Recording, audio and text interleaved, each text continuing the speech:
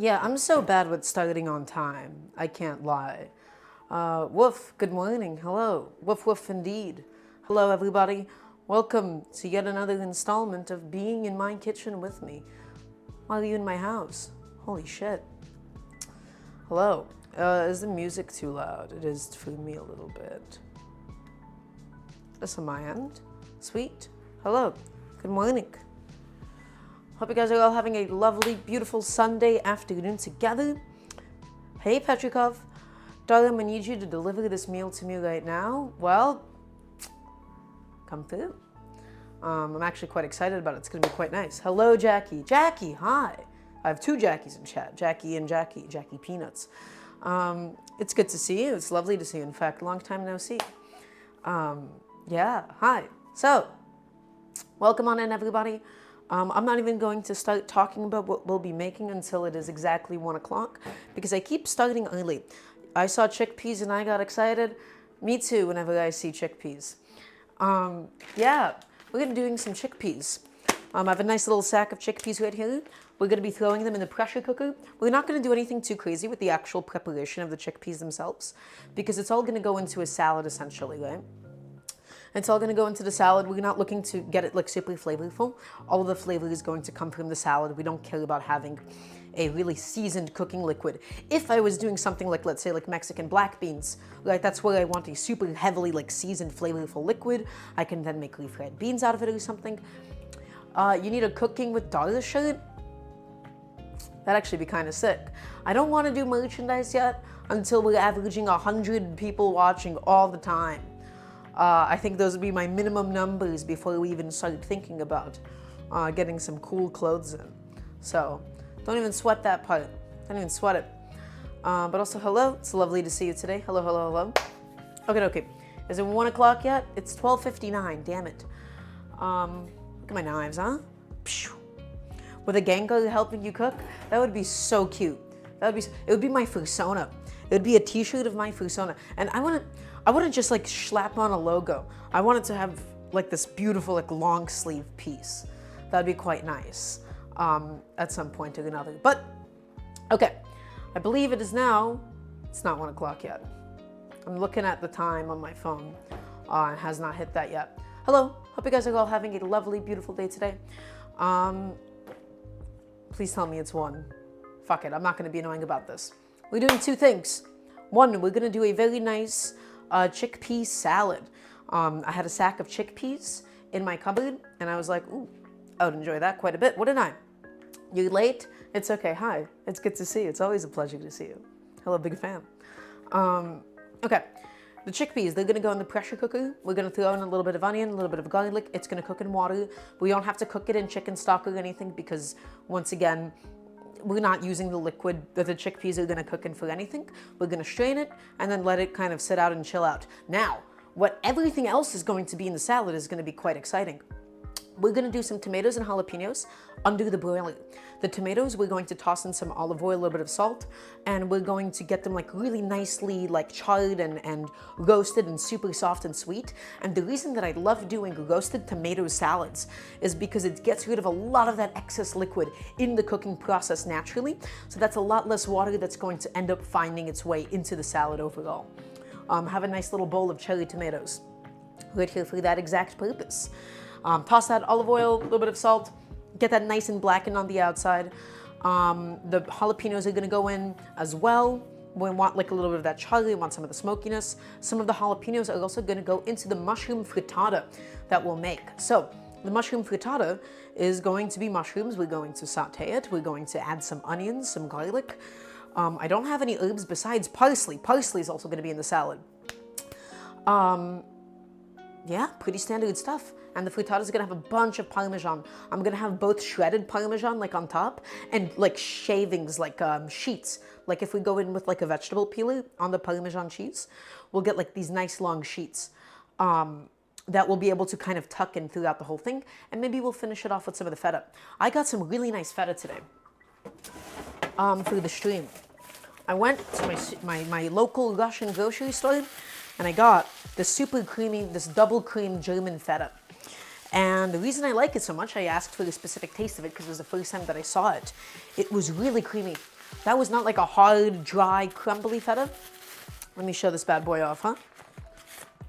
This feta, much like its name, a double cream feta, super, super smooth, really nice, and not too salty or anything.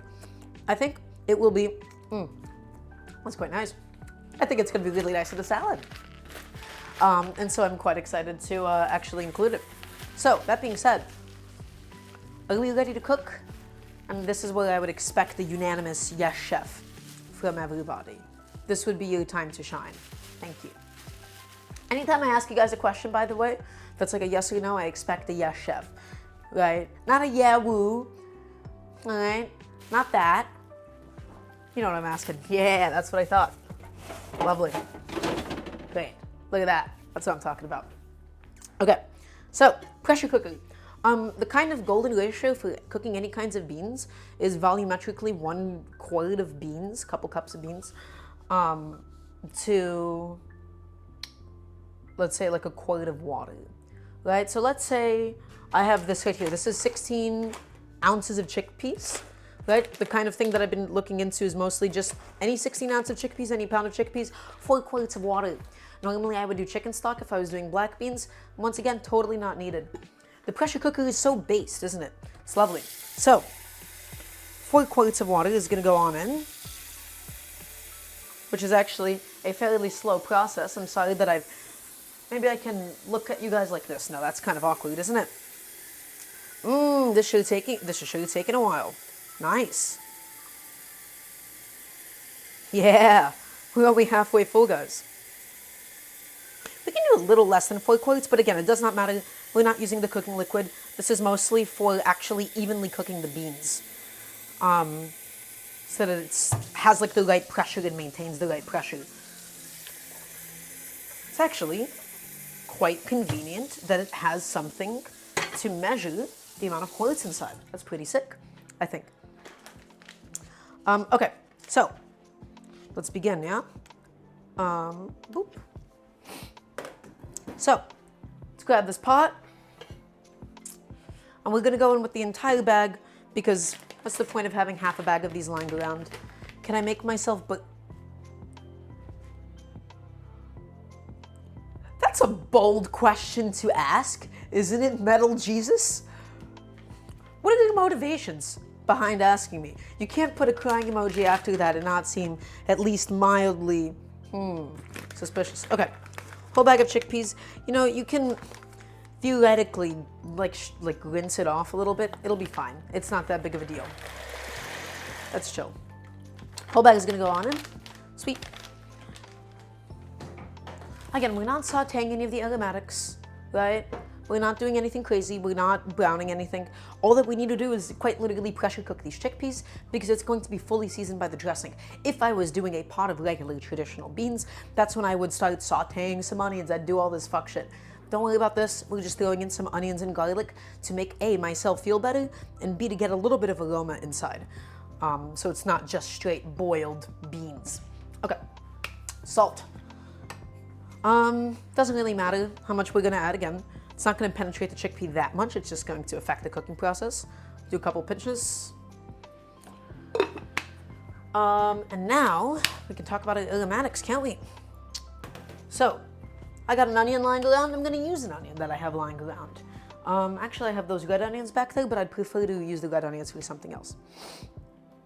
Okay.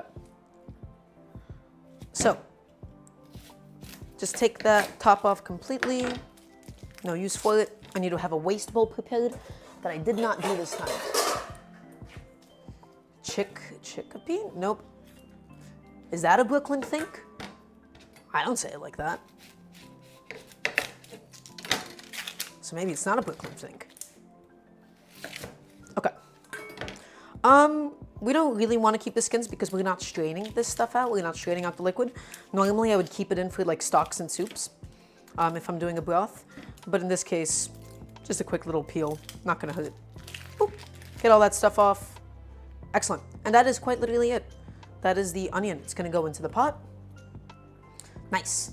And now, what do we need? Let's do, wait, do I have my proportions right? 1 cup. to 4 cups of water, 1 quart.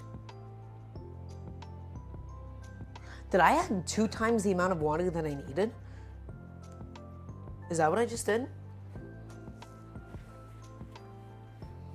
Yes, I did. Okay, great. Guys, I did something stupid. I'm fairly certain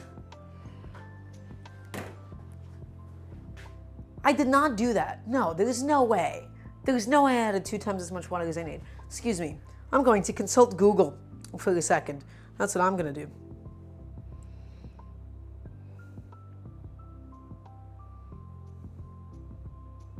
There's no way. I can never be wrong about anything. I've never been wrong a day in my life. In fact, I've never messed up. What is this? What do we got going on here? I'm just consulting an outside source to be totally sure about this.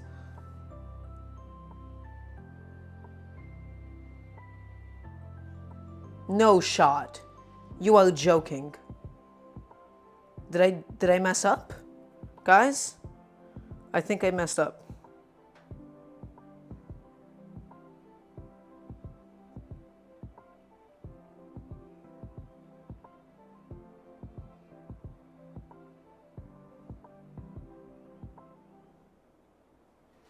Four cups. Yes, I added 2 times the amount of water that I needed. Great. I mean, it would have been fine. I just would have been dealing with a lot more water to actually actively heat up. And this is nice that I'm not using like broth or anything, because this is just plain water that I put in. So it all works out just fine. This is not the most offensive thing that I could have done. It's just a little silly. And you know what? I've been known to be a little silly on occasion. Okay, great. 2 quarts of water to a pound of chickpeas. That looks a lot more normal now. Okay? We're fine. Everything is fine. Everything is okay. Okay, garlic. We'll just get a couple of cloves out and we'll crush them and we'll throw them inside. Also, I'm sorry I didn't say hi to you, Desi Malba. Hello, hello. It's good to see you. A little silly, a little bit goofy. Many are saying this. Ugh. Okay, crack that bad boy open. Again, just a couple cloves of garlic. Nothing too crazy. Smash it in, we'll take them out. Just for us to, get a little bit of that aroma inside. I don't think I'm going to include garlic in the rest of the salad. So this is just going to be in here. I'll take the skins out so we don't have to pick them out later and it's not an issue. Just like that. How is everybody's Sunday going? I'm sorry, by the way, that I'm doing a 1 p.m. stream instead of the usual 3. Just had some plans for later today and wanted to prioritize them. Yeah, get them out. Nice.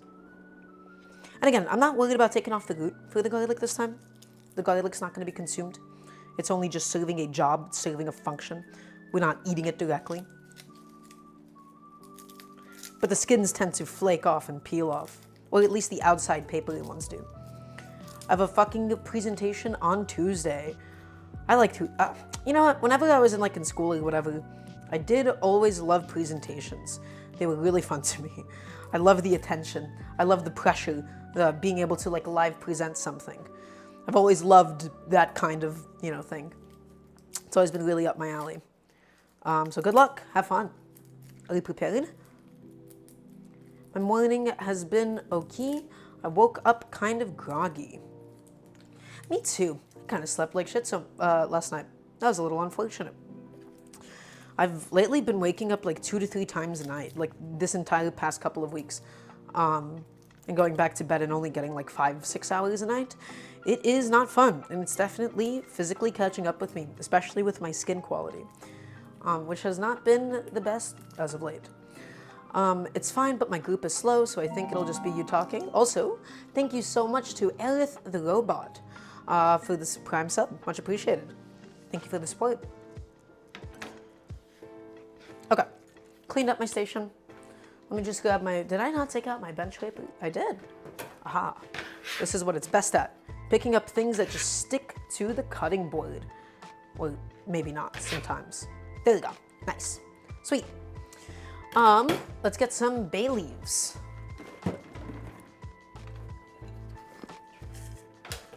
Bay leaves just gonna go inside the pressure cooker, and that is basically it. We don't need anything else. So, once again, pressure cooker, full of beans, full of chickpeas, and that's gonna go on a high for 42 minutes, which kind of seems to be the sweet spot for a lot of beans. 40 minutes is where it's nice and tender. You don't have an Insta? I do. Daramgar and Insta. So just type in my tag and don't put the I and the A. I just don't use my Instagram like that. That's how you know, like, something is actually very seriously wrong with me, because I use Twitter as opposed to Instagram. That's like the first red flag that you can have as a person. Okay, 42 minutes, this bad boy is gonna go on. High pressure. Where's my pressure button? Pressure cook, Lovely. Okay. Twitter consumes the soul. I've been trying to get off of it for a long time. I am so painfully, hopelessly addicted, my friends. There is nothing that I can do to probably get out of the Twitter hole. Okay, next up. It's time for us to start charring up the veggies, specifically the tomatoes and the jalapenos, because I love having a very properly, like, roasted tomato in salads, especially like these cherry tomatoes. Not the sweetest. They're okay. But a little bit of charring is going to give it some extra flavor. It's going to get rid of all that excess liquid. It's going to get that much sweeter in the oven, IMO. So I'm a very, very big advocate of this kind of thing. Let's get out a nice little sheet tray. Get plenty of space on it. Make sure everything will be nice and spread out. And we're going to wrap it up in foil. This is the kind of thing where we don't actually care about how much the sheet pan gets heated, right? I recently got into Twitter. My timing is top tier. Well, yeah, you have entered the website at its worst possible phase. Okay, so my general rule with sheet trays is this. If it is something that has to roast in the oven and cook off of a sheet tray, let's say we're doing some Brussels sprouts or something, right? Then I will never wrap it in foil. If, however, I am doing something under the broiler, where the only thing that I really care about is the heat element coming from the top or the air around it, then I'll wrap it up in foil and then throw the foil away, because it just becomes a little bit easier for me to clean up after. And that's the rule to follow. The biggest mistake that you can make is, let's say you want to do like charred, carrots or something, and you're putting it on a foil-lined sheet tray. It'll buckle, and it won't actually very evenly conduct the heat, and you won't get the crust and the caramelization that you actually want.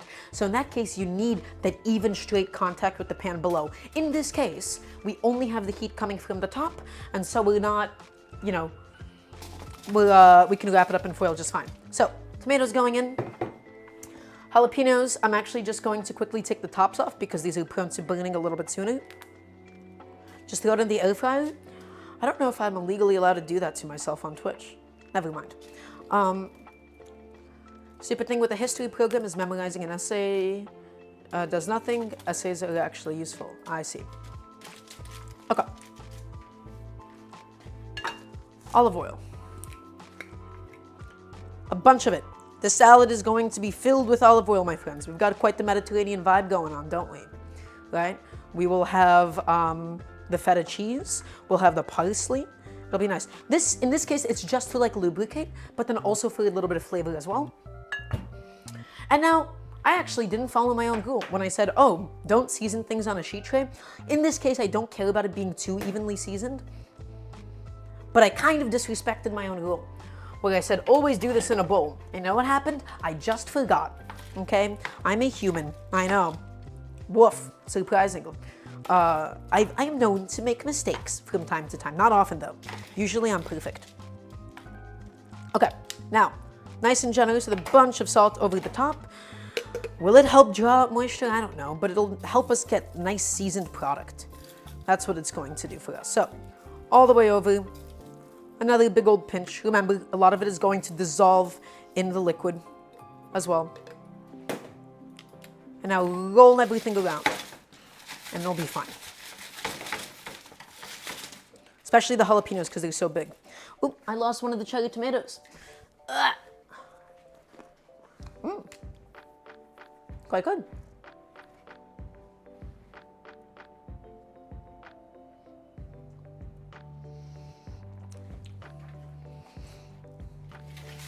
What pots and pans do I use? Great question. These are, what are these? Are these the Nordic brand sheet trays? I believe so. Okay. So, yes, you're right. I'm like Zorlurk using like the, you know, his ability, right? So, aha. I was one step ahead of you and you didn't even know it yet. So, salted, everything is nice and lubed up, everything is nice and oiled up. Under the broiler, it will go. Well, it's going to go ahead and get some good color for me. Good color, good flavor, it's gonna be nice. And you'll see how charred it's gonna come out. It's gonna be great. Also, hello, my little possum champ. Did not notice that you're in chat. It's lovely to see you. Okie dokie. So, tomatoes have now been completed. Let's move on to the next component of the salad, the thing that kind of needs to happen ASAP, which is, it's gonna be my onion. And the reason why the onion needs to happen now is because I would like my onion to sit in a little bit with some of the lemon juice and some of the salt, because that's going to take away just a touch of its sting. Not a lot, not significantly. It's gonna be filled with other things. You're not gonna feel the sting of a red onion. You're visiting Gigi for a week? Well, it's lovely to see you. Yeah, I saw some pictures of you guys on Twitter or something. So, red onion. Yeah, I got a fairly smaller one. We don't want that much. Red onion easily gets like overpowering and overwhelming in salads.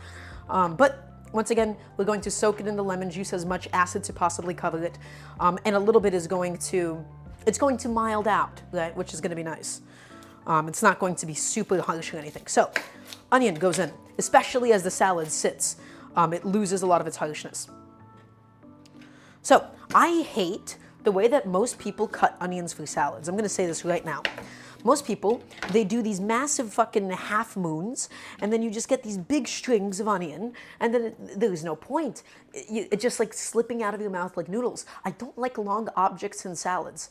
I like everything to be kind of uniform in size. So I'm going to do quarter moons, okay? So, take that out, take that skin out of there. Ah, good boy. Nice. It is one of the most unpleasant things to me when onion is either too thickly cut or it's cut way too long in preparations where it's not fully cooked. It is such a culinary pet peeve of mine. It is just unpleasant. It is not a good time. Your cooking streams sound just as urgent as your Smash commentary. Is that a compliment? I'll take it as a compliment. Are you calling me intense? Okay, let me just quickly check on this. Good. It's looking good. Yeah, nothing crazy going on yet. Nothing like burning too much. I'll take it as a compliment. Okay, sweet. So, onion. Have it just like this. And then we're just going to go nice long slices all the way through. Oh my God, my knife needs to be sharpened sometime soon. We want nice, thin slices, not paper thin, not like mandolin thin, right? Just pretty thin. I keep trying to force myself to do like back to front slicing because it's technically a little better because it doesn't stick to it as much. But it's okay, it's fine. Okay, sweet. And I kind of fucked that up, that's okay. My bowl is getting a little crowded.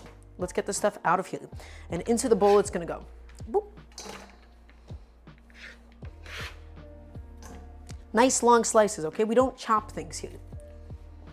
We do nice long slices. Okay, next.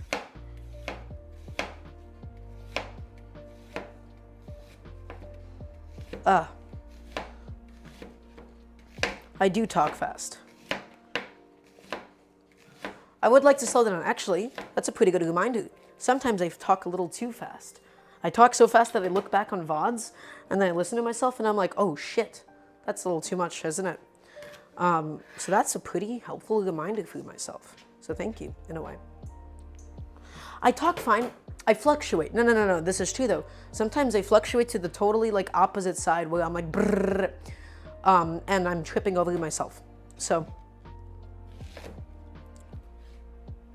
didn't use the wet napkin technique? Yeah? Get fucked. Who do you think I am? Wait, which wet napkin technique? Is that what you're talking about? Under the cutting board? Is that not what you're talking about? It's probably too fast if you're not an English speaker too. I don't know. I've had like plenty of like English as a second or third language. Like people tell me that I was like legible. Right? I don't know what the word is for that. Audible? Legible? What does putting that under the cutting board do so it doesn't slip around? Right? Because it's nice and wet, so it's adhering to it. The most frustrating thing when cutting is to have a cutting board that is sliding around. It is vehemently, vehemently unpleasant. Yeah, this knife needs a little bit of sharpening, which is totally okay. Okay, sweet. Intelligible. Sweet. Okay, that's a good word. So, not massive strands, right? We're not doing like the whole half moon thing. Nice quarter moon strands. All of that's going to go into the bowl. And then we're going to go in with our lemon juice and our lemon zest. I like to zest it before we juice it because it's obviously that much easier. So all of it's just going to go into the same bowl. Okay. If you have to wear goggles when you dice onions, that's because you have dull knives. That's the only reason. Oh, what's going on? Here, let me actually show you guys. Let me show you this shit. If we go inside and we go ahead and we take a nice little look. Why are the tomatoes are looking kind of silly, don't they? They're like bursting and letting out some liquid. It's because of all the pectins and like the starches inside of the tomato, right? So the liquid that they're exuding is like still like a little bit thick. So they just all need a little bit more time. Give a nice little shake, and more time is it's going to be its best friend here. Again, we want a nice, heavily roasted tomato. Okay. Long shot. Lovely. So, lemon. Once again, the wrong shot. Sweet. Lemon time. Let's get my lemon out. I already have it nice and washed. This bad boy right here, we're gonna zest this bad boy up. I've said bad boy like maybe 6 times in the last few minutes. And this is my new microplane that I just got because I actually really needed a new one. And so you just like, it's nice to go around the thing that you're trying to zest itself. Don't do this. Use your tool around it and move it around the thing. When is a tutorial on how to eat food? I have, maybe at the end of the stream. How's that sound? So look at this. Oh my God, guys. And also, once again, same exact idea with your knives. You want to use the full surface area, okay? You want to use the full surface area of it, because otherwise, if you only use this chunk, that means this is going to become dull before the tip is, and then it's going to be really annoying. Very good at showing, cooking, and being informative. Thank you. This is my life's passion, isn't it? So again, that's something I can be better at right now that I'm trying to show off, but you really do want to use the full surface of this thing. And use the tool around the object, not the object around the tool. Wait, did I just mix that up completely?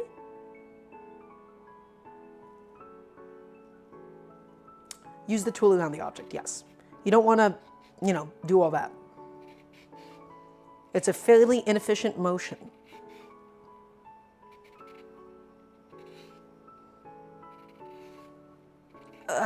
Okay, sweet.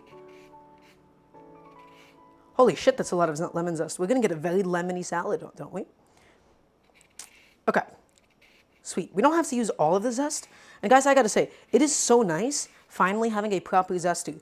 My last one that I had was like some off-brand one that was like 10 years old at that point. This is a very nicely zested lemon. It was getting like really good peels. I'm very impressed. I've never owned a microplane until now. This is quite a step up for me.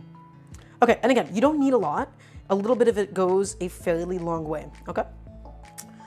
This is just so that we have the real perfume, the real flavor of the lemon permeating this entire thing. I don't usually like using lemons only for the juice. If I have a lemon out, I'm going to try to find a way to include the zest, be it in like an optional side salad for something. Okay, that came out pretty good. We're gonna go ahead and juice that in a second. For that, I will put on some gloves so I don't dry out my poor, dainty, eczema-ridden, feminine hands or anything. Let's go look at the stove again. Let's pull out the tomatoes. We have to check on these quite often to make sure they don't burn in a way that is not preferable. But right now, everything is actually roasting quite nicely, isn't it? Yeah, no, this looks pretty good. Okay. Oh, I was like, was that noise behind me? And that was a pressure cooker. So we'll give everything a nice little flip. Move it around. We don't want the tomatoes too blackened. We don't want them to turn into sauce. So I actually, yeah, you know what? Fuck it. I might just pull the tomatoes out. I'm gonna pull the tomatoes out. I'm gonna cook the jalapeno a little bit more. I'm going to put the tomatoes into a strainer. So let me go ahead and show that off for you guys. And the reason we're doing that, once again, as it cools, it's going to still continue to release a little bit of moisture. And I would ideally really like it, you know, to not be soaking wet for the salad. Moisture, in a way, is the enemy of cooking, right? Your salads are too wet, things don't get the proper color, they don't get the proper caramelization or anything. This, to me, is a nicely roasted cherry tomato. It's gonna have a little bit of smokiness from like that charred skin element. It's gonna be nice and soft. It's gonna be good. Okay. And I'm trying to be careful not to crush them. If we cooked it any more, it would have turned into complete and total mush at this stage. Right? And now they're holding up, so I had to compromise some of the flavor. My broiler didn't get as hot as I would have liked it to. You need like a really high temperature so that you get like the amount of color. Oh, did I just squeeze that and it burst all of its juices? It did do that. Okay, back into the broiler it goes. We're gonna char up those jalapenos. And this, my friends, is now totally done. And now that's just going to sit there and it's going to strain off. Can you do it with limes too? Are they way too bitter? Of course you can. Absolutely you can. In fact, I encourage you, simply use what you have. If you don't have on hand lemons and you just have limes at home, you can do that. If you have an orange, you can do it with an orange. All right? Okay, so lemon gets sliced in half. Once again, this is my like, you know, carbon steel knife, so I like wiping it off after each use, especially with something acidic. Get my gloves out.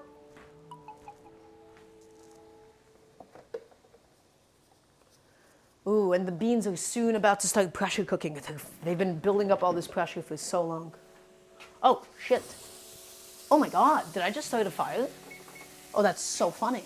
Guys, I think I started a fire accidentally. Enough oil was like splurting up at the boiling element that it set on fire. Okay, great. Well, you know what? That's done. I can let that cool off now. That was really funny. That would have been even more funny if I actually started a proper fire. And that is the danger, by the way, of using like oil under the boiler.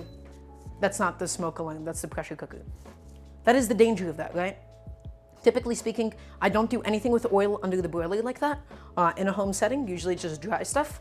Otherwise, that can happen. So we caught it, you know, we caught it before it got a little too bad. So it's totally fine. And now, my friends, please tell me this lemon doesn't have seeds. Oh, God bless. God, I love GMOs. GMOs are so swag. Okay, we're going to do this thing of lemon, and then we're going to do enough vinegar on it just to cover it up a little bit, because I like having both lemon and vinegar. Very like Turkish salad kind of vibe. Okay, nice big old squeeze coming out here. Oh yeah. Oh God, there is no feeling in life more powerful than having black nitrile gloves on. It is truly an incredible feeling. And for those of you guys that didn't experience it, buy a box on Amazon. Okay? Get some nitrile gloves. Trust me. Trust me. You will not be disappointed. Okay. Get all that juice out. Get them all in there. Don't GMOs turn you gay? Pfft, not me. Not me. Look at me, huh? Epitome of masculinity right here. I'm a straight man and I like the women. I will drive a truck and work outside. That's me. Okay. Ugh. Lots of lemon juice. This is gonna be a nice and acidic salad, yeah? It's gonna help us to tone down the onions. I'm so glad I'm not doing this with my bare hands. Wear the blue ones every day. Nitrile gloves are so much better than latex ones, by the way. I was put onto them by a friend for cooking purposes, of course. And I was like, wow, these feel great. And thus, I've been using in the kitchen like every other TikTok and ASMR chef out there. Okay. Blue because blah blah. Gotcha, gotcha. Okay. That, my friends, is a properly... That was a fucking juicy lemon. Also, Crybaby, thank you so much for the sub. Much appreciated. Holy shit. Guys, this lemon is continuing to juice. You need to get some Frittata ink? Yeah, you should. Who will die this triangle today? You don't want it to be you. Don't let it be you. Okay. Let's, ooh, I got some lemon juice on my hand. Let me rinse that off so I don't explode and die. Now, here's what needs to happen. We're going to go ahead and mix this bad boy up. I like using chopsticks to mix salads. Nothing sticks to them. I should get like a proper like size like cooking chopsticks, but I do like having just chopsticks on hand. Mix all that stuff through. And we're also going to salt it at this stage. Why don't I use a manual juicer for lemons? Great question, because I don't have one. And I also don't feel like I'm juicing lemons that often that I can justify owning something like that. Does that make sense? Okay, salt and lemon juice go into the onions. It's gonna help them to tone down a little bit and all of that, you know, onioniness. And we'll also throw in a nice little splash of vinegar, because I really like having vinegar in my salads. What can I say? Another splash. And we can add some more at the end for seasoning, but I'm trying to go pretty light with it right now, because the last thing that we want ever is to have a salad that is way too acidic. That is actually quite unpleasant, isn't it? Okay, break all the onions up. Make sure they're all separated, just like my parents. And then you drink vinegar like it's a whiskey. Well, I'm glad that you can enjoy that experience for yourself. I need to get cooking ones too. They're so useful. Yeah, absolutely. I sincerely agree. I think chopsticks make for an excellent kitchen tool that not enough people use. Not enough white people use, that is. Myself included. Okay, I have hair that is falling down into my face.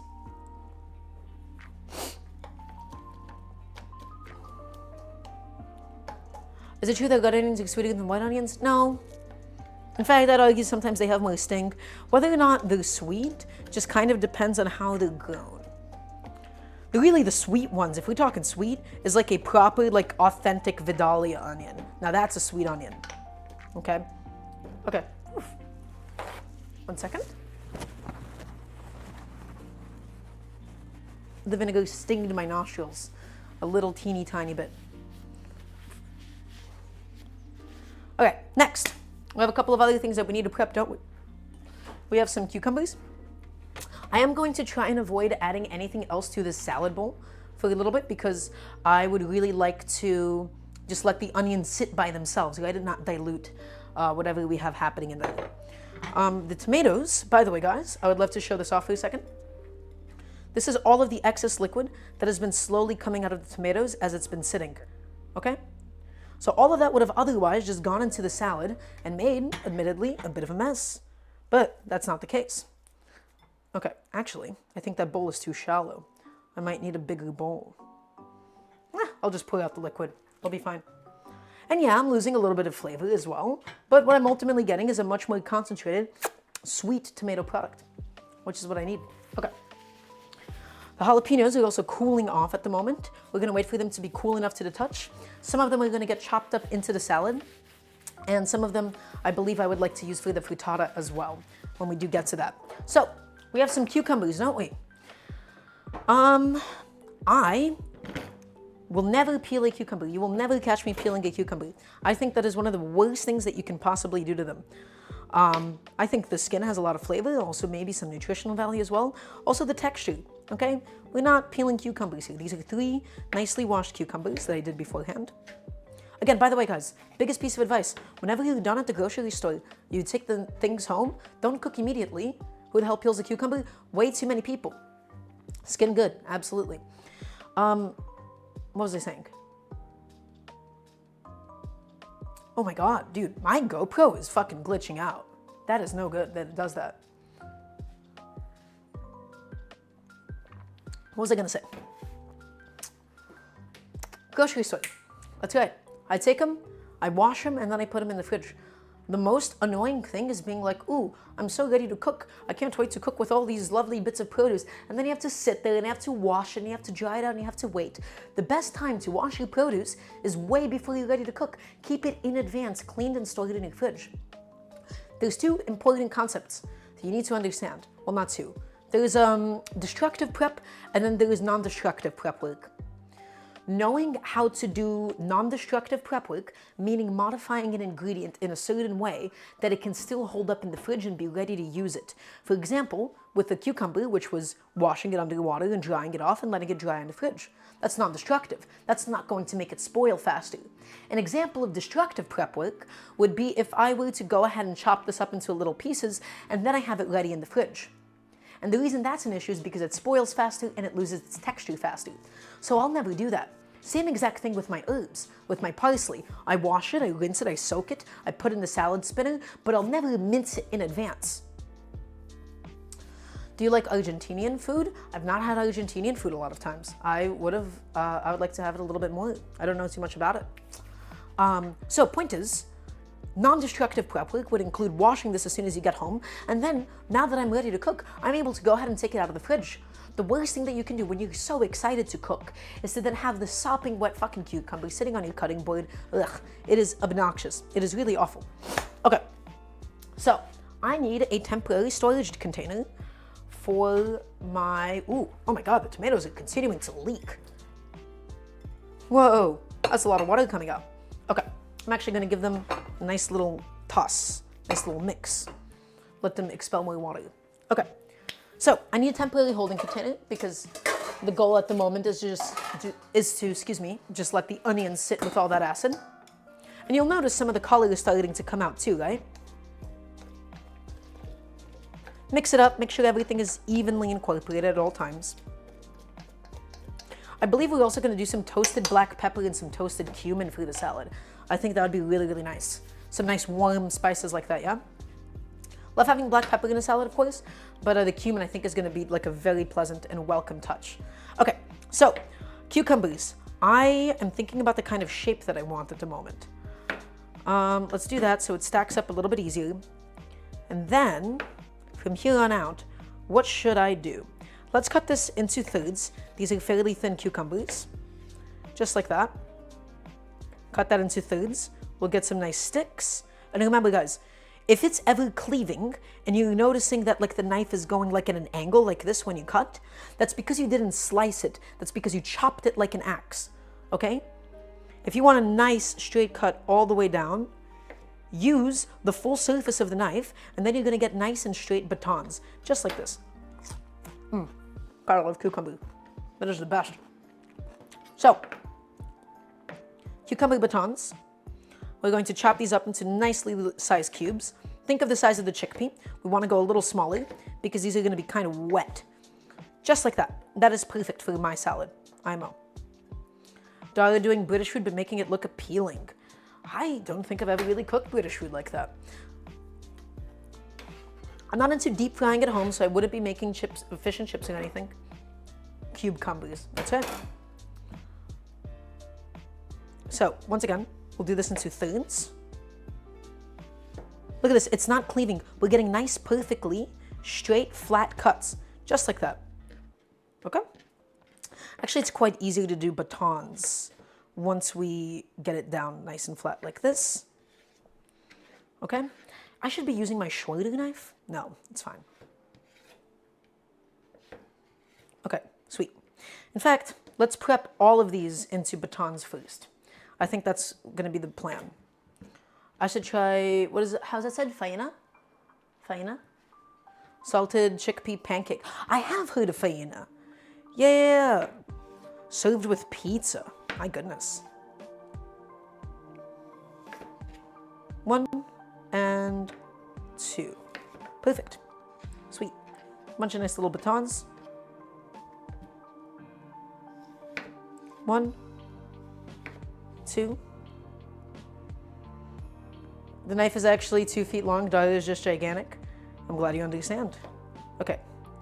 Perfectly straight batons, yet again. God, I'm so good at my job.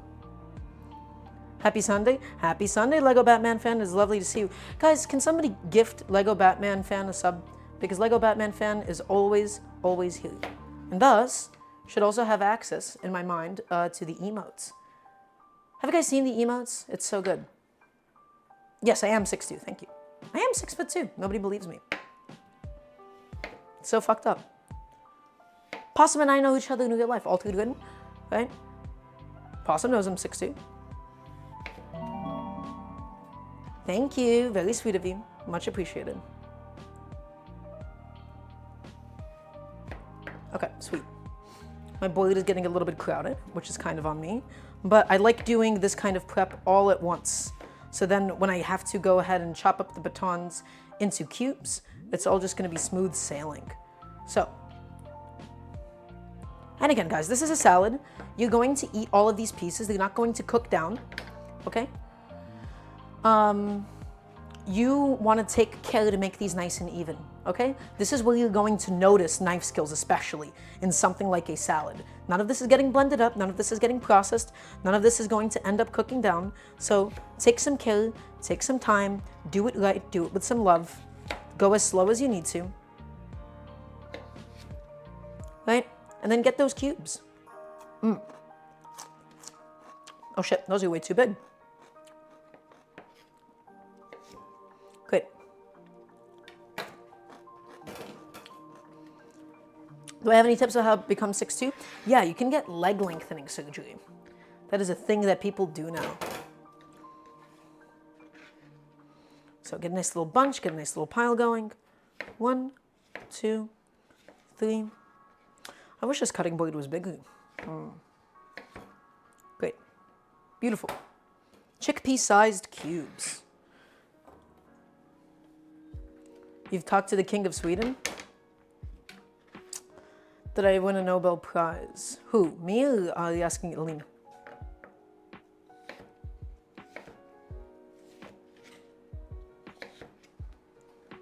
Perfect. 1 and 1 more cut. Nice. That one's too big. One of my most awful habits is I cannot stop snacking whenever I cook or prep something.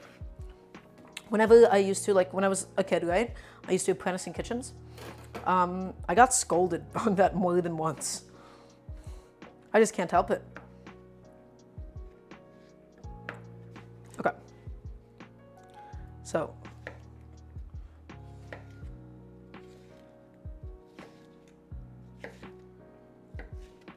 Sweet.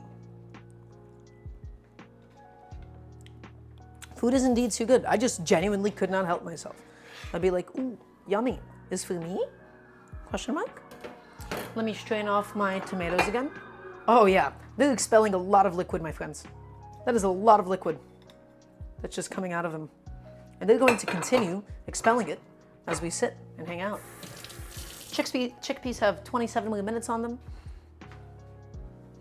I met someone else, but I'm currently under NDA until further notice.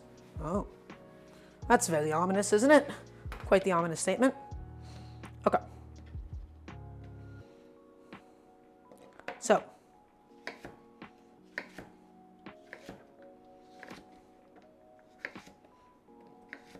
lovely.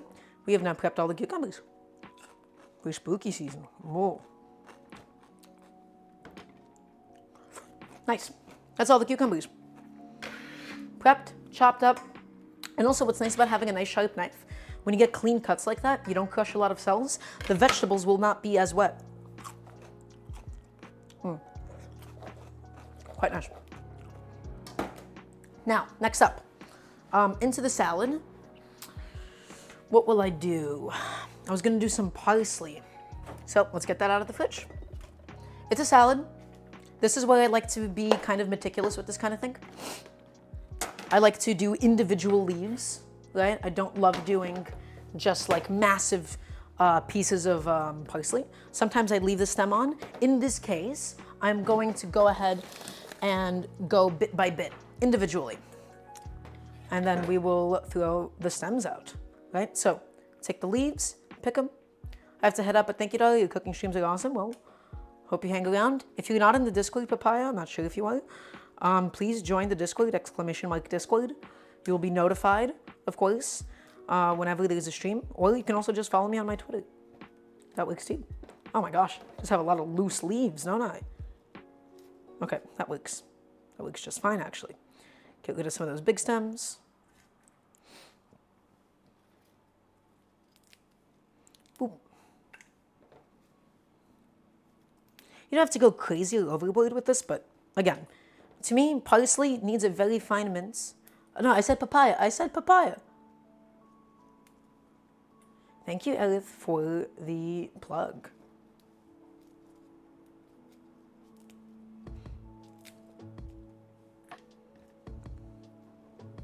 Okay.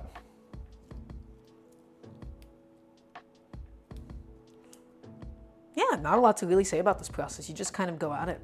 This was always my least favorite part of doing things. That's why I avoid ever having to pick stems out one by one. Oh, especially for thyme. Thyme is a bitch. Thyme is the most unpleasant one to do this to. Rosemary is okay because like the rosemary thingies are so big, but thyme, I do not like doing thyme.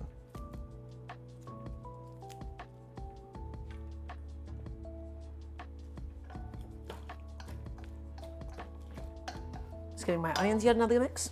The camera is so crisp. I love it when cameras capture color. Well, I'm glad that it works out. Guess that's something nice that the GoPro does. Guys, I would kill to have a very proper, beautiful kitchen studio in the future. You know, something very, very dedicated, something with like actual cameras and not GoPros and webcams. That would be the dream. And then everything would be like rooted into the, oh shit, did I mess up? I did mess up. And everything would be like built into the studio itself, right? Having an overhead camera, having everything ready to go at all times. I want a proper studio kitchen one day. That would be so awesome. Okay. All the parsley's going on in, my friends. And again, I don't like going overboard with the fresh herbs, especially parsley. I'm a parsley hater in most applications. People leave the leaves way too big, and then they have the texture of paper anytime that you bite into it, and it's very overwhelming on the palate. So, honestly, we're going to do a couple more pieces, but for this salad, this should be fine. And we're going to finally mince this motherfucker. I hate whole pieces of parsley.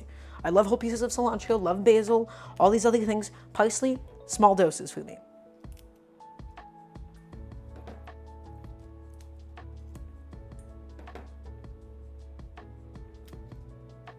Especially the stems. Way too crunchy. Okay, this should be actually totally enough. It is quite aggressive, isn't it? It's not aggressive in its flavor as much as it is with the texture. You don't like cooking when there's a deadline, you're always running out of time.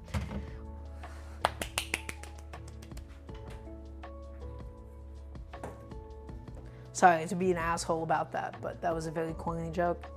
Yeah, that wasn't very funny. Do you feel bad? I hope you feel bad. Okay, bunch these bad boys up. And again, we're not looking to crush and decimate them as much as we might not love parsley, but we are going to go through it a lot of times. But very important always with herbs, you want to have a long, gentle slice. You want to use as much of your knife as physically possible. It is quite difficult at the moment to cut this, but it will be easier sooner. So thin, thin, thin slices all the way through. And we're going to go through this maybe 2 or 3 times. We'll never do a rock chop. We're not going to do anything crazy like that.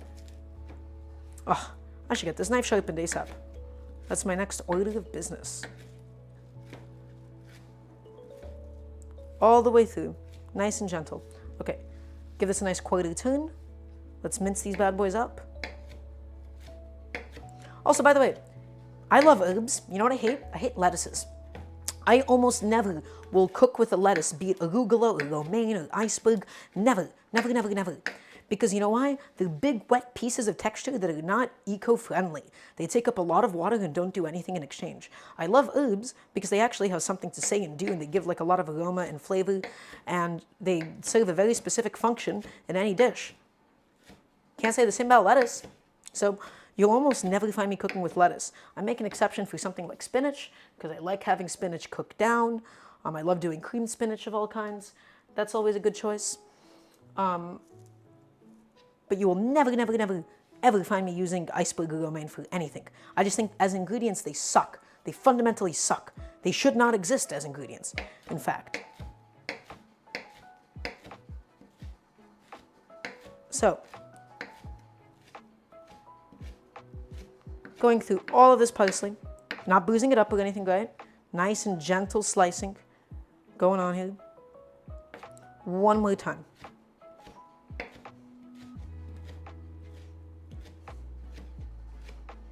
Hello, lady was taken. I once ordered a taco and it was covered with parsley. I would personally kill them. That's what I would do. That is, there's no way you can actually come back from that. That is one of the most unpleasant things I think I've ever been told in my life. Okay, great. That's kind of the texture I'm going through the parsley. Once again, this is a little bit more aggressively minced than I would do other herbs, but I like having it nicely distributed throughout. The salad, all that's gonna go back into the bowl. Who says I didn't?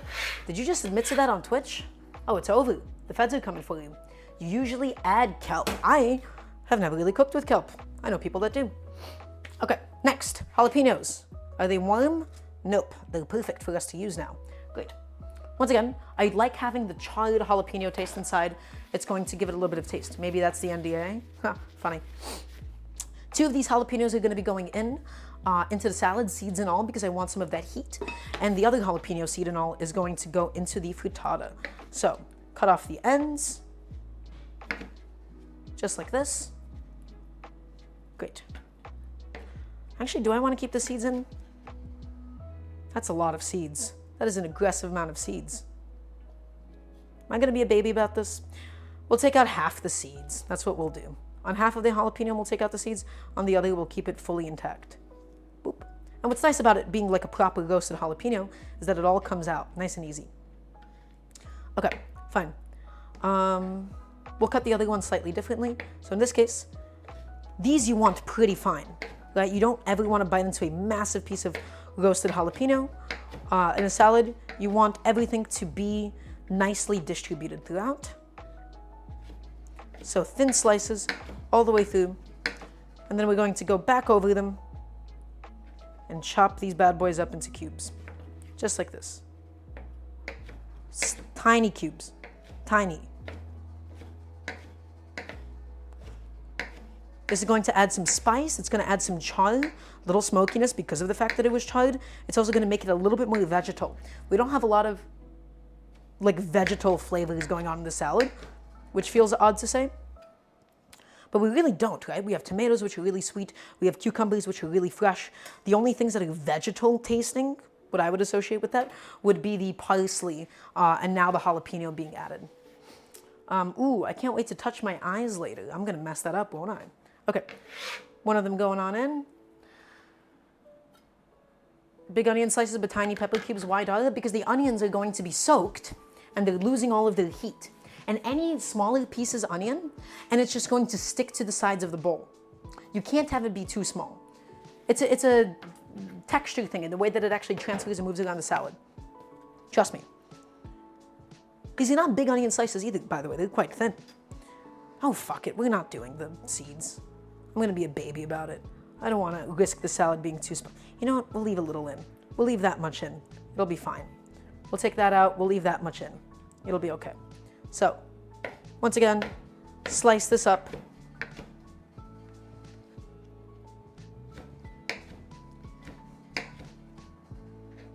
Turn this bad boy back around and chop it up.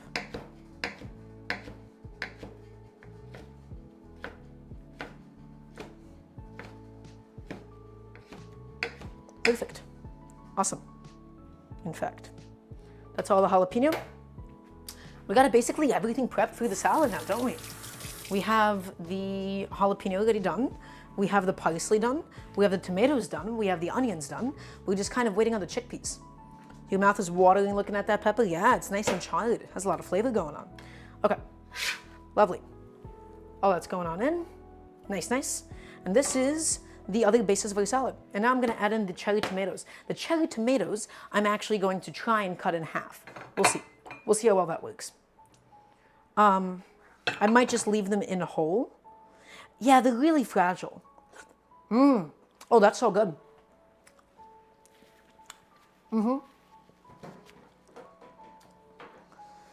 Oh, that's a cute thing to say. Yeah, guys, these tomatoes are actually really good at the moment. Getting the last of the water out of them, but they taste really, really sweet now. Before they weren't so sweet. These are nicely roasted. These are nicely softened.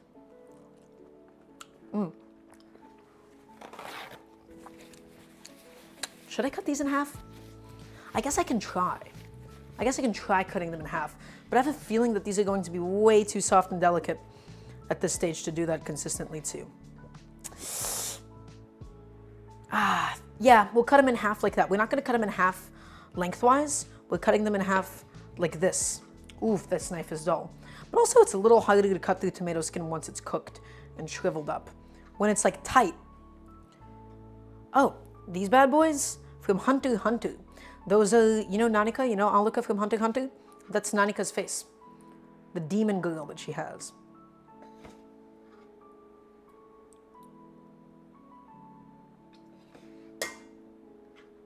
Very gentle. I'm being very, very delicate with this, yeah? Gentle, long slice, all the way through. Very careful not to turn this into mush. You want this as salad, you don't want a tomato sauce. Very important distinction. You see what I just did there? I splitted it. I opened it and it splitted all of its guts out. That's not what we want. Ooh, that one's tiny. Okay. Maybe the smaller knife would actually be kind of the ideal tool for the job, especially because it is also sharper. Yeah, that's better. That's a lot better and less clunky. Oof, I really gotta sharpen that Mizono.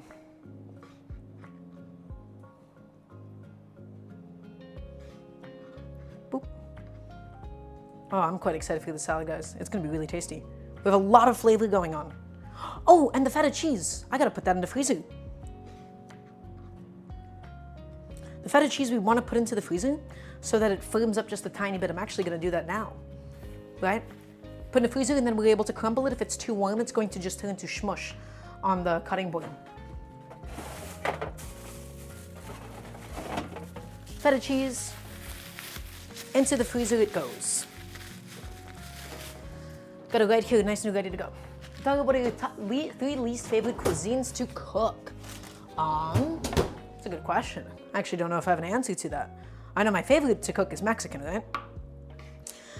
I guess my least favorite ones would be ones where like my kitchen is not used to because it's difficult. For example, Thai food. I don't have any Thai pantry staples. So if I were to go ahead and cook Thai food, that means I have to go and buy a million things, which I'm not necessarily prepared to do. So it's not as though I dislike cooking Thai food. I would like it if I actually had the kitchen for it. And I think the only ones that I dislike are the ones that I'm not too good at yet. Making a similar salad for a while, but I wasn't sure how to get it together. This is a great inspiration. Well, I'm glad that it can be. I'm just showing you all the different things that we're doing. Specifically, moisture management and introducing flavor where we can. Not everything is raw. Not everything is just a totally fresh piece added in, right? We're mitigating the acidity. We're mitigating the like sort of astringency of the onions. I believe that's the word. We're adding in some char. We're adding in some smoke. It's gonna be good.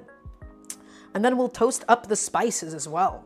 We'll get some black pepper going in a second and cumin in a pan. It'll be nice. And then we're gonna mix it all together. The onions have been beautifully sitting in all that acid, hanging out. I don't know if we'll need to add more acid to the salad, but we'll definitely need a bunch of olive oil.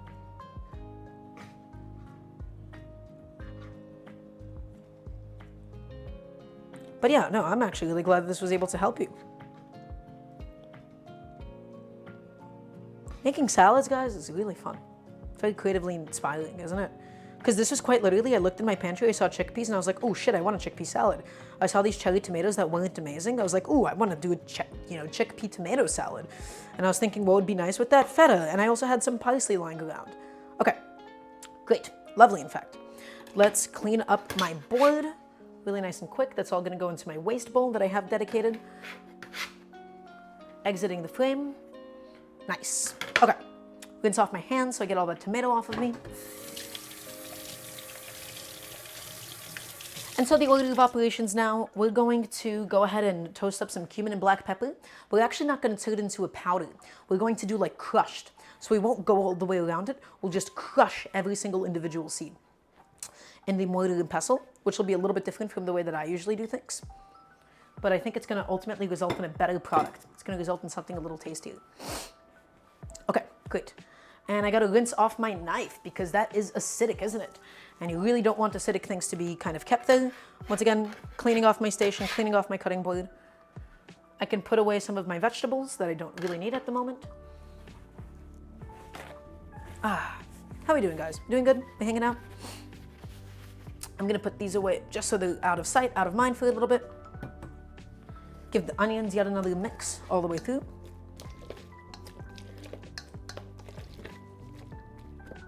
Oh yeah, that's good. I'll have a little taste, check for the seasoning and stuff. All that heat is gone. All that kick of the onion is totally gone. The acid did its job. Beautiful. We'll let it sit a little longer, and then we'll add everything into that bowl and mix it all through. Oh shit, did I just touch my eye? It's over. It is so over for me. I did it. I did the thing. I did the one thing that I told myself I wasn't gonna do today. And guess what? I did it.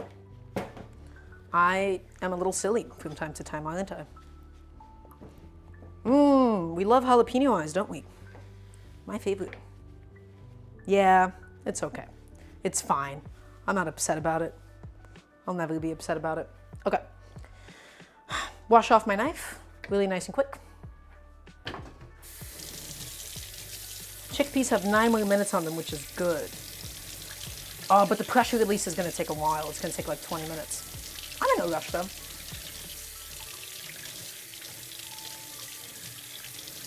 The chickpeas can get added last for all I care. Just the only thing is you don't want to add them like boiling hot inside. So they have to strain and they have to cool. So it's gonna be a little bit. I did that with the new piercing once after cutting a serrano. Ugh. Oh no. Oh, that sucks. I'm sorry. That's really funny though. Okay. And also we'll rinse off my Mizono for now.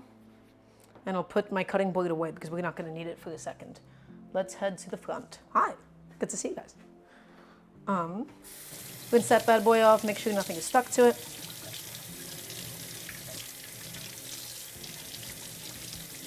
And now, we get to go ahead and work on these spices, yeah? The other half of the onion, cook it, put it in some eggs, make caramelized onions. Cook with more onions. That's kind of the only answer. Yeah, but if you use it for the taco, you're only using like 1/8 of an onion at a time. Or start using scallions more often and use that in place of onions because those you get to kind of keep whole and they're kind of tiny, right? I love doing that. I love having scallions on hand. Okay. Gonna need a new wet paper towel later, and that's okay. I'm just wiping off my station. Also, guys, by the way, a really huge quality of life tip, if you're cooking at home, having shoes on in the kitchen, specifically I have like kitchen shoes, I have like kitchen Crocs.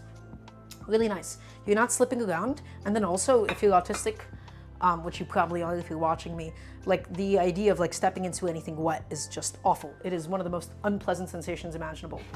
And thus I'm able to mitigate that sensation by doing this. Okay. Take my jalapeno out. I'm gonna put this and use this for the frittata in a little bit. I'm actually just gonna clean up my station for a sec. Oop.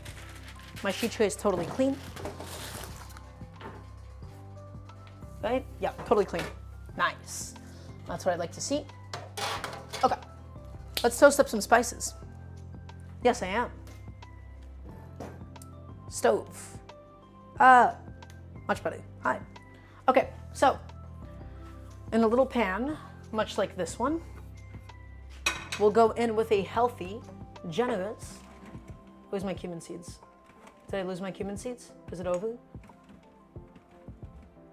Where's my cumin seeds? Holy shit. Is it down here? Ah, it is down here. I lied. God, that is the worst angle imaginable. Hello, hi. How you doing, Starmanex? Okay, cumin seeds. Bunch of them go in. We don't want too much, right? This is not a cumin salad. I just like having toasted seeds in there. It's gonna be nice. And some black pepper.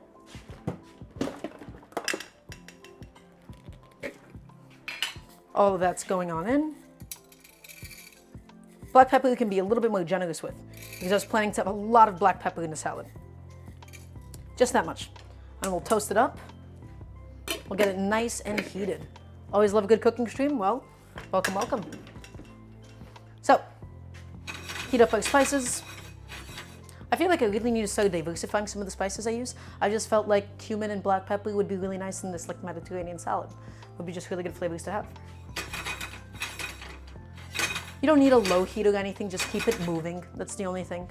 You don't want to keep it still for too long when you're doing this, because then you actually run the risk of burning your spices. And then after this, after all of this is done, we'll grind this up.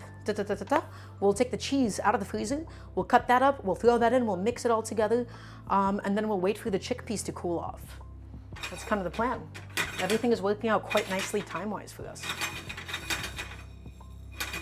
Again, I don't have too much time today. I have to make a trip today, so I'm trying to hopefully get things done a little sooner than usual, but we'll see. We're looking for like very faint wisps of smoke, right? That's a good indication that they're done. Nice and fragrant, we don't want them burnt. Nice light little toast on it. How's that doing? Is it doing the thing that I said it would? Is it smoking? Well, we'll see.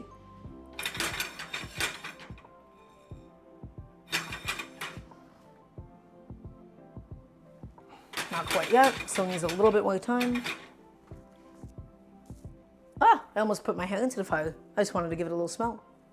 Sounds like you're on one of those cooking shows. Well, that's kind of the point, isn't it? This is supposed to be educational. This isn't just me cooking. This is supposed to be me trying to teach you guys something. Okay, come on. I want to see that smoke, baby. Yeah, that's it. Wisps of smoke. Got it. Now, we'll take it off. We'll head on over to the shot yet again. We're going to grab our trusty, our classic. Hello, Gabby. Hope you're doing well. We're going to grab a classic, our trustworthy mortar and pestle. Cool it off for a second just by mixing it around. And again, this time we're not looking for a fine powder. We're looking for it to have a little bit of texture because it's going in the salad. I think it's quite nice for it to have that, right? So, all that we're gonna do, we're gonna go in through the sides and just smash it. We're not banging it. It's going to make a mess all over the place. We're just smashing all of this. Mix it around. Very fragrant, beautiful smell. And now, once it's all been kind of flattened, well, still in the flattening process, aren't we? Give it a little twist so it gets like a full abrasion of the sides. All the way down. Make sure there's no whole black peppercorns left. It's nicer to go too small than it is to do too big. But the balance is quite fine here. Okay, so you see, still have a bunch of big old peppercorns that we need to get rid of.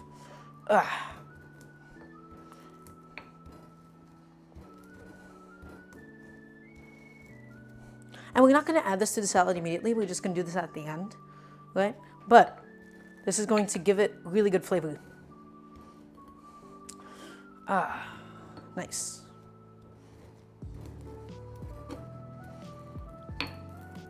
Just getting all those pieces out. Give that another shake around. Still have some two big ones. Nice and gentle today. Not going crazy, not going overboard. If we do that too much, it's just going to become a powder. And now we can kind of pound it a little bit. Go down the sides and slide it. Okay. How are we doing? What's that sound? Oh, shit, the chickpeas are almost done. Nice. I love a good moiling. Very nice. Okay. Look at that. That's kind of the texture that I'm going for, right? Nice and coarse. Still some good texture on it. Not a fine powder. It's going to occasionally have a littlest, tiniest crunch, but nothing overwhelming. And we're going to be gentle with it. We don't want to over black pepper it or anything. So we'll add this at the end. We'll add it by the spoonful. But this should be quite good for now. And if you smell this, just so warm, so pleasant. Nothing quite like a freshly toasted spice, IMO. You know, nothing quite like it in the world. Okay, that component is also done. You know what that means? The only thing that we have left to do is chop up some of the feta. In fact, we can just move on to combining the bowls. The chickpeas are done, and now we need to do natural pressure release. If we release all the pressure right now, it's not going to be fully cooked through on the inside. 42 minutes, 20 minutes, I believe. Natural pressure release.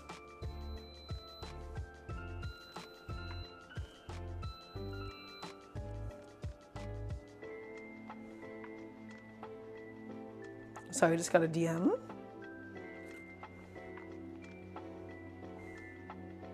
Nice. Okay. Those onions do look yum, don't they?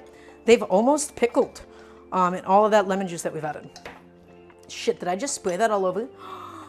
Did I just splash vinegar all over my keyboard? Daramgar, you're so smart. That's my cooking streamer swag. That's the one. Ugh, this sucks. I do this so often, guys. Okay, now, let us combine. I said lettuce, despite there is no lettuce. I'm an avid lettuce hater.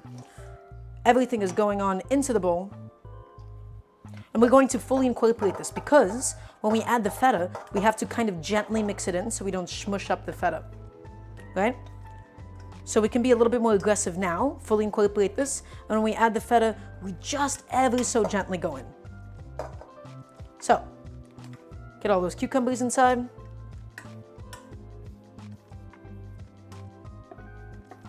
And we'll taste for seasoning at the end. Quite nice to get that cucumber. So good. Okay. Guys, look at this salad. This is beautiful. Look at the colors. You're getting like a pink from the red onion. You're getting these bursts of red from the tomato. This green and yellow, or like the beige inside from like the cucumber. The green from the parsley. This is a beautiful salad, I can't lie. And then little chunks of green from the jalapeno as well. And this is still without the chickpeas and without the feta. It's a very high contrast salad. Very visually stunning, I think, personally. Oh shit, guys, this looks really good. This is basically almost a shepherd salad. Cucumber, onion, tomato, parsley, lemon. Right? Actually, no. Shepherd salad would have vinegar. This is a shepherd salad with chickpeas that we're doing and lemon zest. And some spices. That's effectively what this is.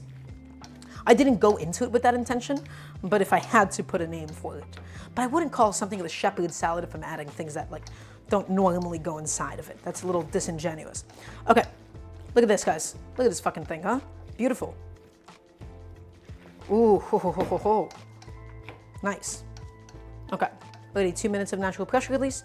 At 20 minutes, we'll pull it out. Oh. Dude, I'm fucking excited for the salad. Oh, that's gonna be so good. Oh, I'm so happy about this. Look at this thing, huh? I'm pretty happy about it. I don't normally make salads often. Usually it's like a lot of labor and I'm not into it, whatever. This is the time. Everything is nicely incorporated throughout. Perfect. And we manage the moisture, right? We're noticing it's not sloshing in liquid. We drained all the liquid out of the tomatoes, right? We charred the tomatoes as well. That's normally where the #1 source of moisture is. And we made sure to fully dry everything before it actually went into the bowl itself. Salad spinners are maybe my favorite kitchen tool at the moment. I am just using them all the time. All the time I'm using salad spinners. I did that beforehand for the parsley and for the tomatoes. It is the best. Okay, let's get this out of here for a second. I'm going to now chop up the feta, aren't we? Grab another paper towel. Food indeed. Hi. Oh, it's good to see you. Hello, hello. Okay. The feta was in the fridge, or in the freezer. You don't want to leave it in there too long. You don't want to form ice crystals. You just want to chill it down enough, right? That it stays nice and firm as we go through the cheese. Okay. Lovely. That's that. And now, my feta. Nice and firm. Sat there, that was like 10 minutes in the freezer. Nothing too long, nothing too crazy. I want to use some of this. I might just chop up all of this, honestly. I want to have some of it for the frittata. So I'm actually going to save some of it for the frittata. I'm going to take off, say, this much. This is going to be dedicated to the frittata. We'll do this a little bit later. There is no lurk option. Do I like the US? Sometimes. As a trans person in New York, I'm fine. But granted, I feel like the living experience in the United States is so dependent, like from like state to state that you're actually in, that everybody's going to essentially give you a different answer. Okay, let's do nice thin slices first. Pull it out, right? Make sure that you're pulling it out so nothing is sticking to the knife. Or at least the best that you can. It's okay, don't apologize. Okay. And now, shit, maybe I could have frozen it a little bit more. It's fine if it crumbles. It'll be okay, I promise. We're just going to end up putting in the salad anyways. Ugh, it's a bit of a mess, isn't it? I could have frozen it more, I think. That's fine. Take that, we're going to scoop it up, we're going to put it into the bowl. Where is it? This thing is collapsing, but we got the crumbles that we wanted. That's what's important. Need more public transit? Oh, we need more public transit. We need more civil rights. That'd be cool. Okay. And now, yeah, this is sticky. It's sticking all over the place. This is kind of what I was trying to avoid. I'm thinking about how I can avoid that next time. And I really just think the answer is to just freeze it a little bit more. This is inherently a very creamy feta. Oh, that's so good. Really salty. I need to figure out how to do even smaller pieces then. If it's this salty and this intense. Maybe the answer would just be to heavily mix it through.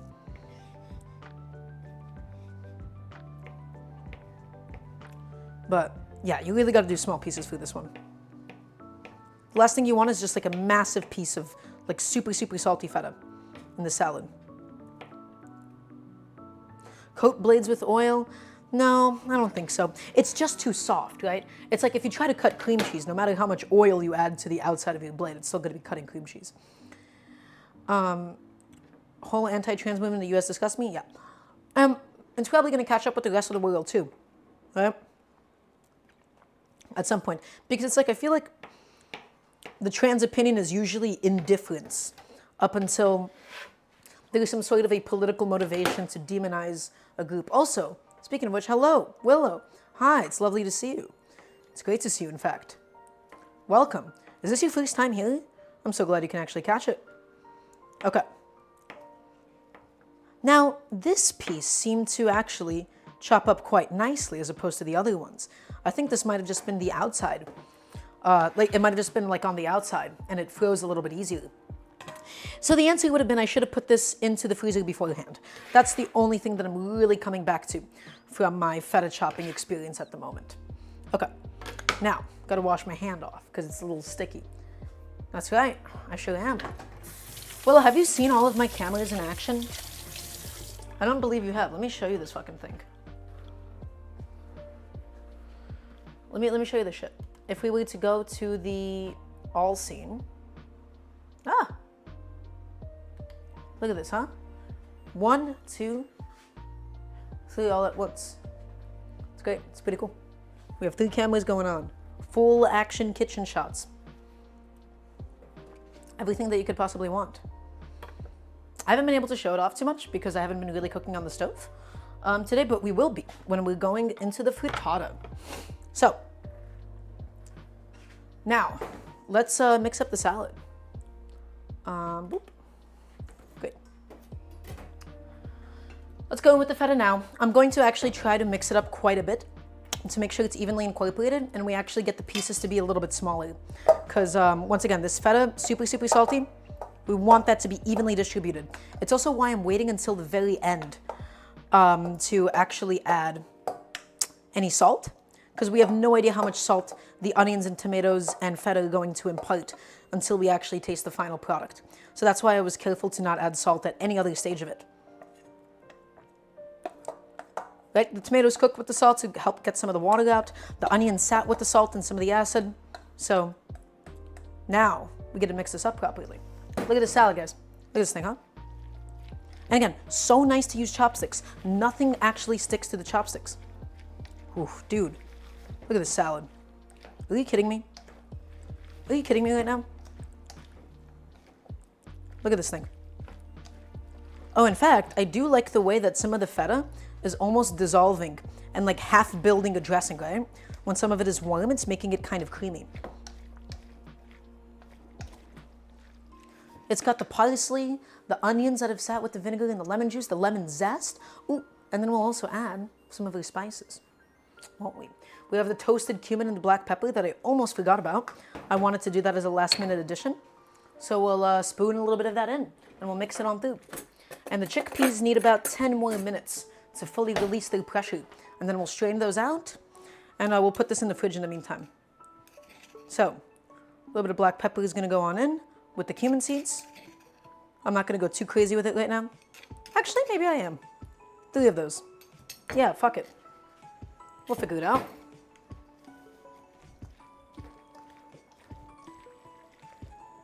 Those do look vibrant in color, don't they? Does this look like a dry salad? It does not. Everything here is very, very juicy. I agree as well.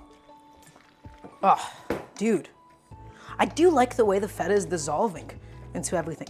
The spices we really need to mix through though. That we want to make sure that it is just not like in one little pocket all over the place. Look at that, guys. Oh, I want to taste this right now. See how it is. And then this is all still before the chickpeas. And again, if this is too salty from the feta, that is actually not an issue because the chickpeas will give it some of like the needed blandness to balance that out.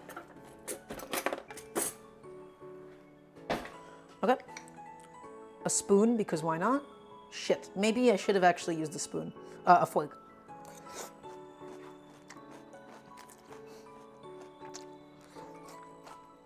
Oh fuck, that's so good. Oh, that's awesome. Dude, are you kidding me? That is awesome. That is great. I'm so happy about that. Whoa. Yeah, let's go in with the rest of the cumin and black pepper. Fuck it. That was a very impressive bite. I'm very happy about this. So these are basically half pickled because it wasn't like in hot brine or anything. I essentially let the onions sit with lemon juice and vinegar beforehand. So it took out some of the bite. And hence why they have like that rosy pink color. Making me jealous. Scout Freak, I already promised you. I'll make you lunch sometime. I told you. So, you're welcome to have a bowl. The only complaint that I'll have is really, I mean, this is not even really a complaint. It's more like this was unintentional. The feta was so warm that it started like dissolving, right? Because it's made it like so creamy. Whereas I kind of wanted feta pieces and crumbles. But honestly, I'm not complaining because it's kind of made it into its own dressing. That's the only thing. And even then, I still have some occasional pieces of feta. And this is all gonna need to go into the fridge. Make sure it's as cold as possible. Sharing it with friends, absolutely. Well, in this case, my mom's gonna have some. But, did I just drop that cucumber entirely? Yeah, a little bit. Again, I don't like it when things just unintentionally happen like that. But really, ultimately, the rule is just fridge your feta more beforehand. That's all. The outside pieces, right? The ones that I was like, oh, that was actually really firm when I was cutting it. That came out really nicely. But this is perfect. This is gonna go into the fridge for now. Okay. The chickpeas, already like long finished cooking. All they're doing now is they're releasing their pressure, so 6 more minutes. It's very important to do like slow pressure release with some things and not always go for the immediate on pressure cookers so that it evenly cooks everything all the way through. I'll put away a dish or two in the meantime. And I gotta wash some stuff off because I have a knife that is covered in cheese that I kind of needed to not do that. Yeah, we have to start doing the frittata prep as well. So just taking a second to be able to, you know, reorganize and recoup. I'm surprised how much this feta dissolved. Me too. That was unexpected. And again, this isn't... That's right, my Jack Scalfani t-shirt, and he blocked me on Twitter, that bastard. God, because I asked him if he supported trans rights and he blocked me. I'm so mad at him.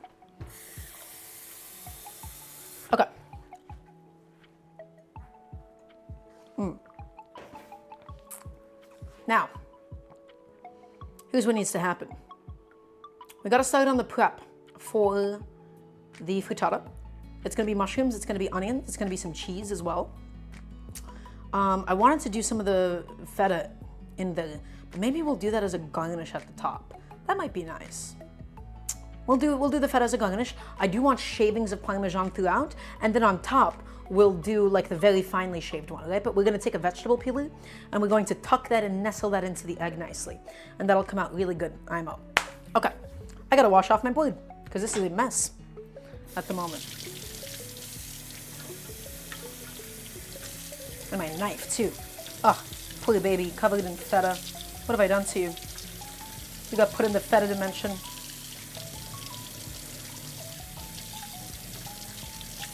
I'm still gonna use it, right? So I'm just gonna run it with like hot water and then wipe it off. Chat, we doing good? We hanging out? What's going on, chat? God, I love talking like a streamer sometimes. It's so funny to me. I'm endlessly entertained by it.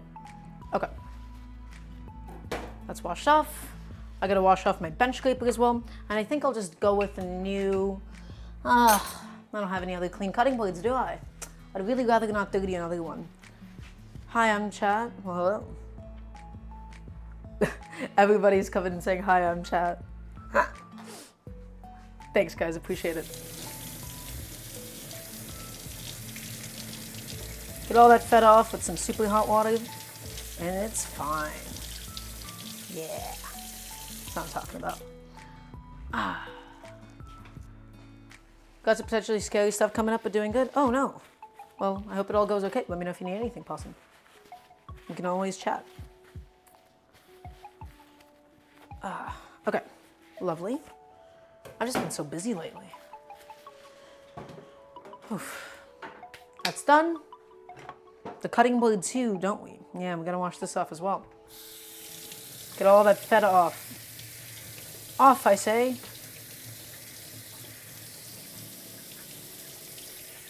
Okay. And we'll still have to cut a little bit more feta up because I wanted that garnish, didn't I? I did want that garnish for the frittata. Also, hello, hello, hello. Hope you're doing good. Oh my God, is that Sunny? Is that who I think it is? Is that Sunny? Are you the Sunny that I know? Visiting a friend next week, I'm excited. Well, I'm excited for you. That sounds like a good time. Okay, you know what? It's been slowly releasing pressure for 18 minutes. That's not 20 minutes. I'm sure it's fine, and I'm sure the chickpeas are cooked through. Actually, so a little pressure there. Why shouldn't all your cooking stuff be coated in feta? Great question. I've been doing it wrong the whole time. My bad. Okay. Yeah, let's release the pressure from that bad boy.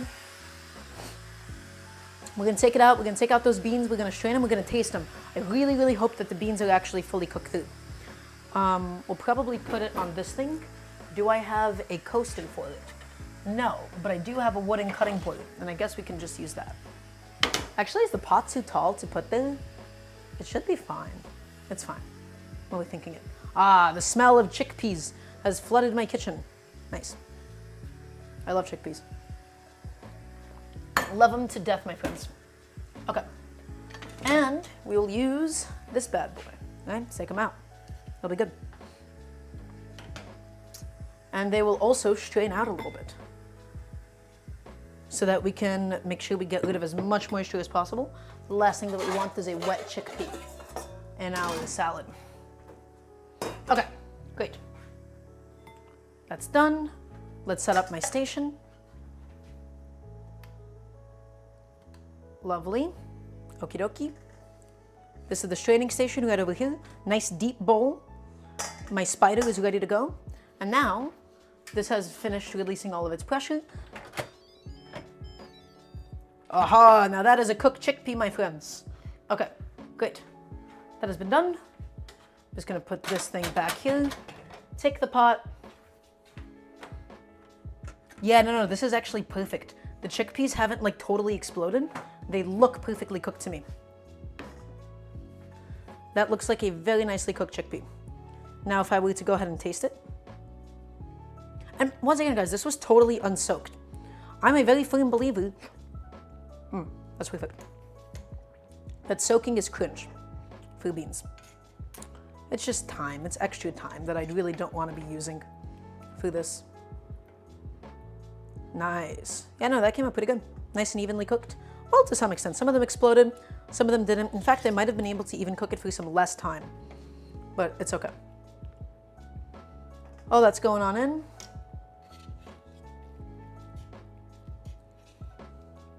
Actually, this might be easier if I first take out like those big chunks of onion that I have just hanging out inside. I'll do that. Okay. Get my tongs out, put that in my trash bowl. And once again, we have no use for this boiled onion. It has done its job, right? It just gave a little bit of aroma. That's all that we needed it to do. Nothing else, nothing more. I don't care about the broth. This is not cooking liquid. We didn't use chicken broth or anything. This is just bean water.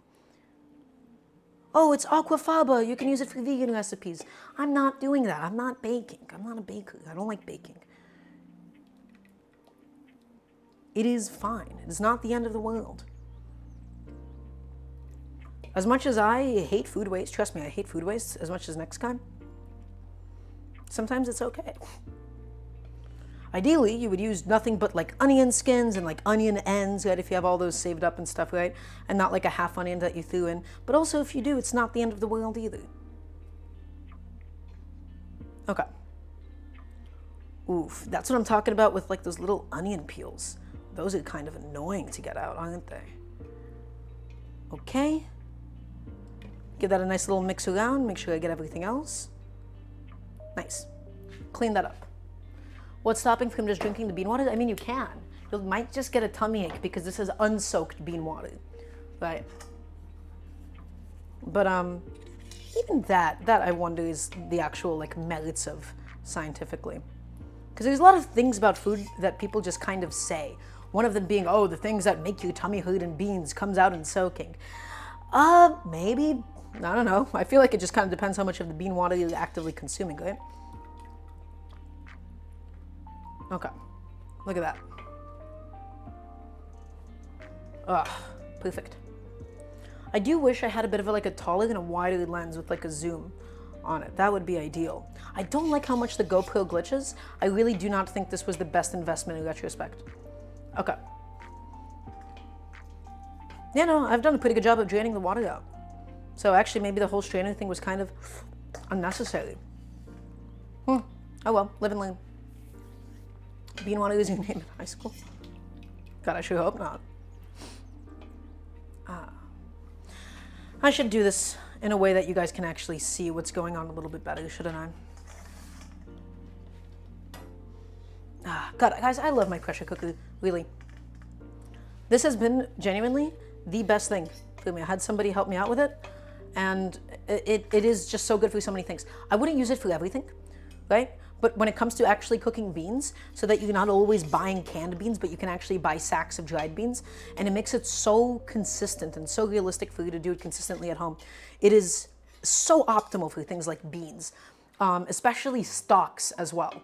I don't know if I should use it for much more else, especially because some, like, if it's a braise where you're not shredding up the meat, pressure cookers, in my experience from using somebody else's, they do tend to make like the outside a little gray and overcooked. And that's why it's really optimal if you're shredding something. But if you're doing something like short ribs, we did short ribs once on the stream, I feel like maybe that would be better with like a traditional braising method as opposed to this. But if you're doing something like a pulled pork, right? If you're gonna be shredding it, if you're going to be totally destroying and eviscerating it, then I believe this is an ideal device for this kind of job. Also having a spider, this tool, fucking amazing. It is just doing the job beautifully. It's doing everything I need it to. Okay? That is basically it. And now let me just get the last of it all. They're steam drying, they're cooling off, right? We don't want these to be super, super hot when they go into the salad, but we're also putting the salad in the fridge in the meantime as well. Quite nice. Actually, I might end up using all these beans. That's pretty funny. Don't get a crock pot. I mean, also, by the way, pressure cookers are capable of slow cooking if you really actually need a slow cooker. Pressure cookers can do that with the Instant Pot. So don't get two devices to do that for you. IMO.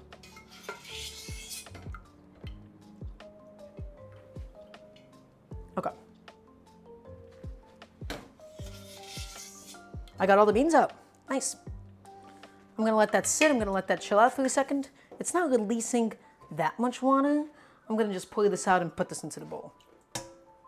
But you know what? The air ventilation on it, like this, it might actually help it to cool off a little faster, marginally faster, but definitely not significantly. That's perfect. In fact, if anything, the chickpeas are a little overcooked.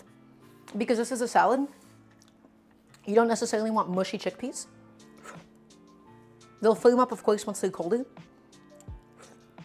But I think I could have done like 10 minutes pressure release and not 20 to get like that texture I wanted, but that's a damn good chickpea. You know me, loves my, I was gonna make a chickpea joke.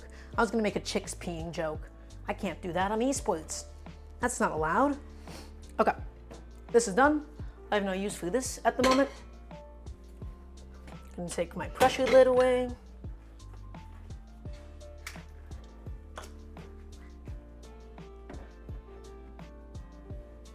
Ooh, fuck, a hard-boiled egg in this salad would have been also pretty nice. Russians love doing that shit, but maybe not today. What are you saying, Smoked Pan? So good. Guys, the salad is almost done. The last thing that we need to do is just combine it and taste it for seasoning. That is literally it that is left with the salad. And I just want to make sure that this is not boiling hot. In fact, it's not losing that much liquid. We'll put it in here. We'll shake it to cool it off. That's what we'll do. I don't believe I need my strainer anymore for anything. Yep, especially because we are just gonna be moving on to the frittata very soon. So in fact, I'm just going to put the strainer away now. And I'm going to take that pair of chopsticks out and I'm just going to cool it off just by mixing it around a little bit. And I think that'll be perfect for it. The bowl's kind of hot, isn't it? Okay, put that back on that.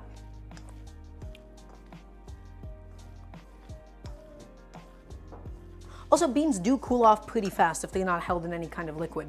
If you ever cooked like refried beans in a pan, just like that, they get cold. Yeah, you can do that. I like the taste of roasted chickpeas. I just didn't want that. I just kind of want a basic boiled chickpea in the salad. That was my intention. A little bit overcooked, isn't it? Some of them are falling apart. Granted, this is my first time doing chickpeas in a pressure cooker. Last time I did pinto beans. So this is still kind of a fairly new field for me, in a way. Something for me to experiment. The more I mix it around, God, that's so good, damn. The more it is breaking up, so I might chill out on that. Now we gotta be getting frittata prep. Okay, once I'm done, it's gonna be 3 o'clock, 4. I need to leave at 5 p.m. today. As long as I'm done at 4, which I can manage. Okay.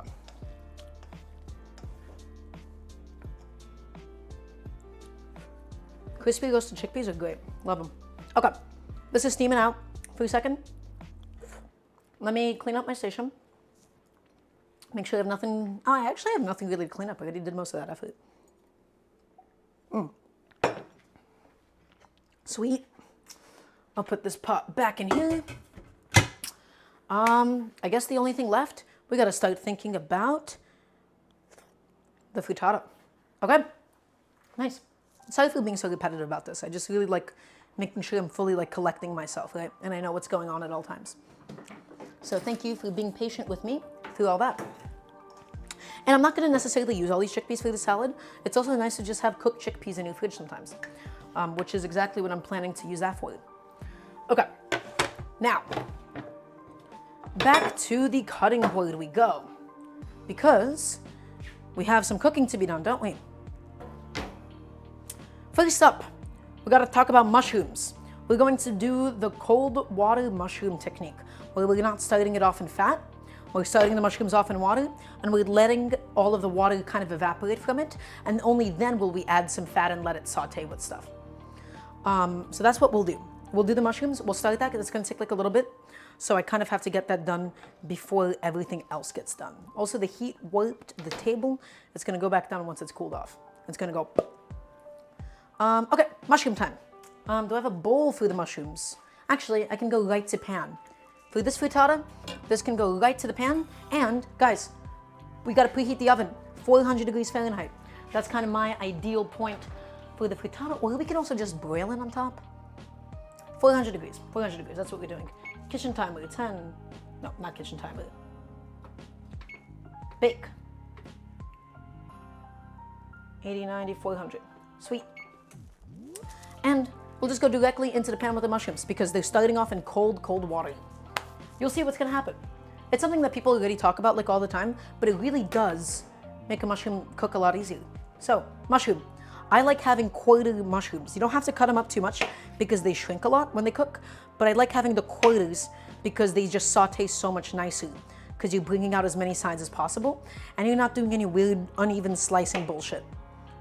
So this is my ideal mushroom cut for something like this. Just like that. Doesn't have to be perfect, but in this case, really does help it to saute evenly. And all that mushroom is going to cook down. Okay, so don't forget that part. Just like that. Awesome. Mushrooms in the pan. Now we add some water, just a couple tablespoons, and then the rest of the mushroom water is going to release, right, naturally. So we're just adding the water in the beginning so it doesn't burn.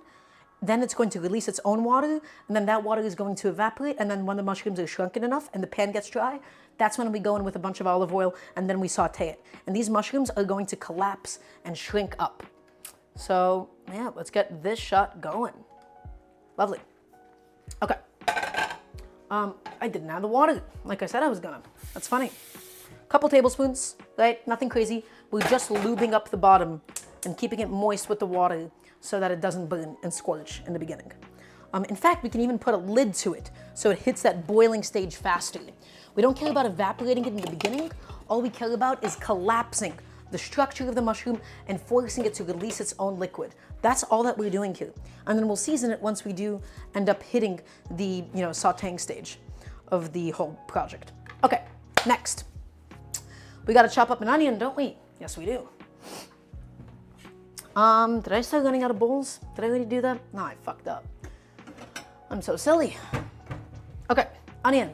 In this case, these are just going to be sauteed onions, right, throughout. We don't want them too big, we want them too small. You don't have to be perfect with your knife cuts on this because it's all just going to cook down anyways. And I have this red onion here for this express purpose. We're gonna do an entire onion because to me, there is no frittata without onions. I love it when it just like cooks down and it gets really sweet and tasty. It is, to me, the best. Okay. Just like that. Peel up that onion. Whoop. Nice.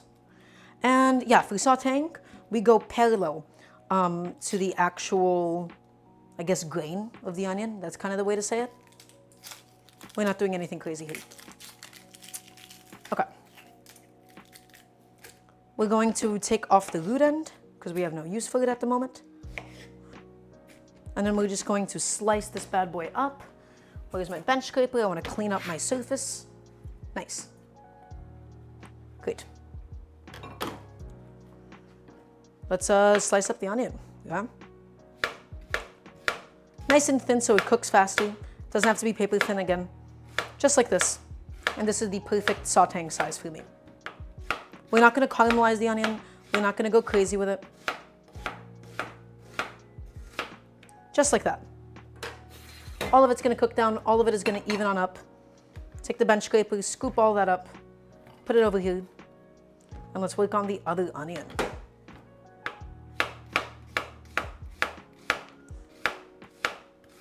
This is a fairly small onion, so it's actually quite nice to use the petty knife for this.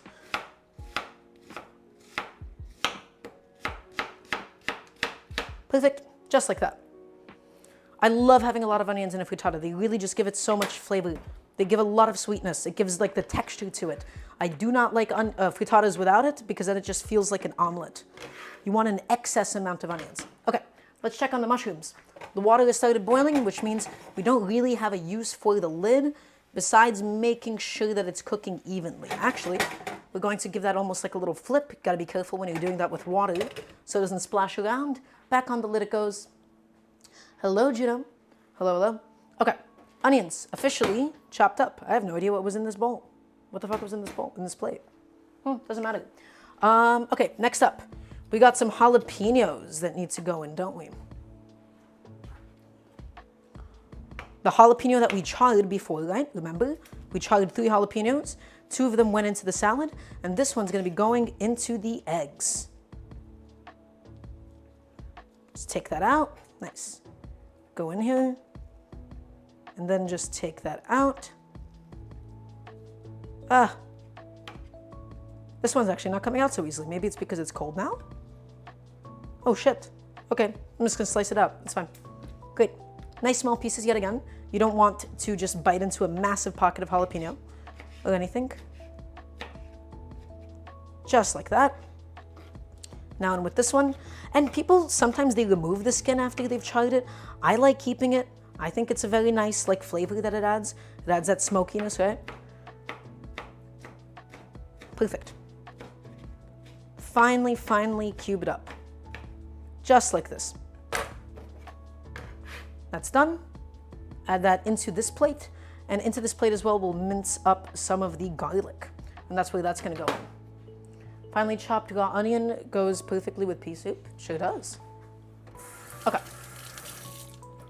The mushrooms are now officially boiling and they're beginning to collapse in their texture. So this is where we take off the lid and we're just cooking it straight in water, and then we'll season it, and then we'll actually add the fat, right? So that we can get a proper saute on it. Yeah, that's just boiling away at the moment. Nothing crazy is happening. Now, garlic. That's what we got to talk about, don't we? That's the next step here. And then the last thing, we're going to go ahead and shave up that cheese with the vegetable peeler. It's gonna be nice. Okay. Garlic. Just take off these cloves. I like doing this over the bowl so that none of the skin gets on the cutting board really. Let's do about 3 cloves for the frittata. It's gonna be about a 6-egg frittata. That's what I'm gonna shoot for. 4 cloves, it'll be fine. And then we gotta beat up the eggs, and we'll beat it and let it sit with the salt. So, contrary to popular belief, by the way, the idea of letting your egg sit with salt makes it watery is absolute nonsense. That is not real. It makes the raw egg more watery, but if anything, it lets it kind of chill out and relax before we actually cook it. So we beat up the eggs with the salt, and then we let it sit 15 minutes or so. It's gonna be nice. Okay, mushrooms are going, right? We gotta keep an eye on it. We want to listen. We're listening for a shh, so it sounds like it's boiling. We don't want to hear like a very sharp psss, because that's telling us that the pan is drying up. And once the pan is dried up, that's when we add the oil. Okay. Garlic, give it a nice little proper smash. Get the skins off. Beautiful.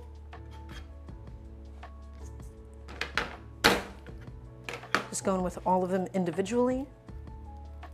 And basically the idea for the frittata is this. We're gonna saute everything. We're gonna saute the mushrooms. We're gonna take them out. We're gonna add in the onions. We're gonna let those cook. We're gonna add in the jalapenos and the garlic. That's all gonna cook. We're gonna reintroduce the mushrooms, and we're gonna pour over the egg, mix it around for just a little bit, make sure there's enough fat in the pan, and then it's gonna go in the oven for it to gently cook. And it should not take more than 15 minutes once it is in the oven, of course. Okay, sweet. This garlic's a little rotted on the inside. It's totally fine, happens to the best of us. Raw onion and mustard. For what, your soup? I do love mustard, don't I? Okay. We do want to give the mushrooms a nice little mix. I'm a little short for time today, actually. I should really be going a little faster. Okay. Mix up those mushrooms. Make sure all sides are kind of collapsing evenly. We want the mushrooms to get nice and cooked. it'll be perfect. And the oven has been preheated. Lovely. The digital display on the stove is giving me the hack the stove vibes. Yeah, that's interesting. I believe that's like the refresh rate of the camera or something. That is so cool that it looks like that. Curried pea soup and it came out nice. Ugh, I just love like in oh, hey, hello. By the way, heard you were on the mic at Riptide. Good job. It's lovely to see you. How you doing? Okay. Slice up the garlic and then we'll go through it again and we'll mince it up once we're done slicing it nice and thin.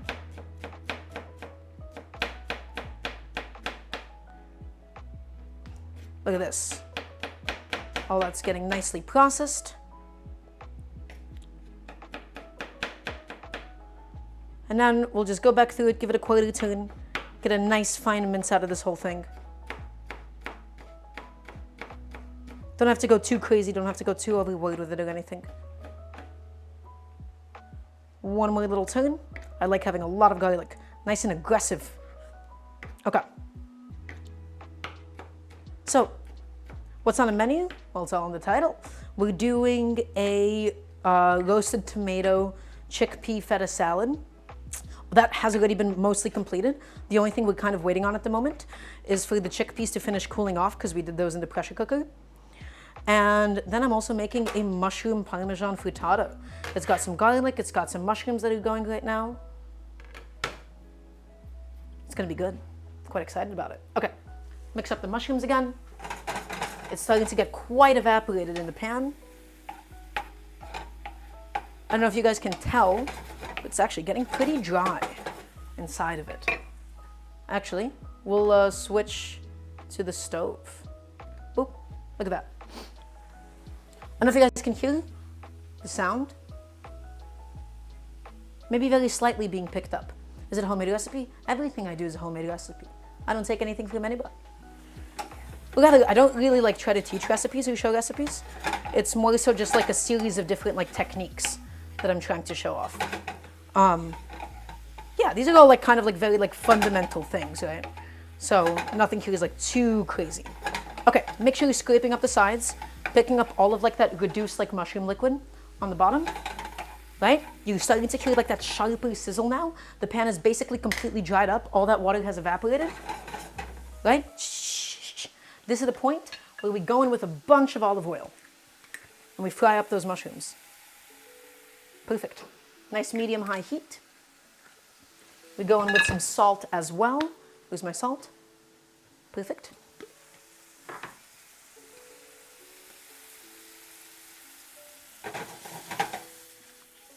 Nice. And now those mushrooms are frying beautifully. We are going to take the mushrooms out when we do the onions so that that has the proper space to do its thing. We really don't want to overcrowd a pan like this, right? We want to make sure that everything is being given the space and the respect that it possibly could need. Now, let's crack the eggs, because that should have been done a little while ago. Okay, we're doing 6 eggs for this frittata. I have 2 right here. Beautiful. And then a couple more. Some, but also the color is getting there. Indeed. But really more so the sound. And I do like doing this on a non-stick pan so the reduced like mushroom liquid doesn't like fully burn or anything. On a stainless steel pan that might be a little bit tricky, but right now it's doing the job. We want to get some good color on it. Okay. Eggs. That's right. Have some more in here. Great. What is it?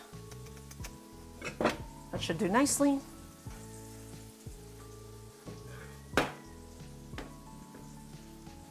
All right, and wow, let's just break them in. We do kind of have to baby the mushrooms though, because we really don't want those to burn. They do, right? And then the mushrooms kind of end up soaking up a lot of the oil as a result, because the mushrooms are very porous by nature. Okay, that is a nicely sauteed mushroom. And they haven't actually collapsed all that much. I really do like doing mushroom quarters for something like this. 1, 2, 3, 4.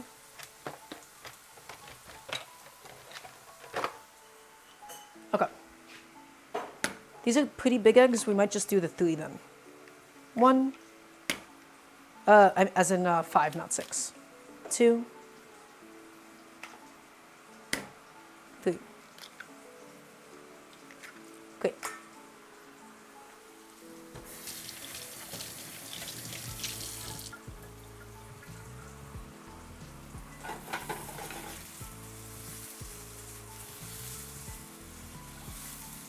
Nice. Mushrooms are getting some good color on it. Yeah, I mean, it's not necessarily a mistake as much as it is just like poor classical like theory of how to cook a mushroom, right? So it's not really your mistake. It's more like the way that this thing is often and commonly taught in my mind is just fundamentally wrong. Okay, nice big pinch of salt. That's a lot of egg that we're seasoning here. Okay, it's 5 big eggs. It's quite a bit. I'm thinking, should I do 1 more egg? I think this is fine.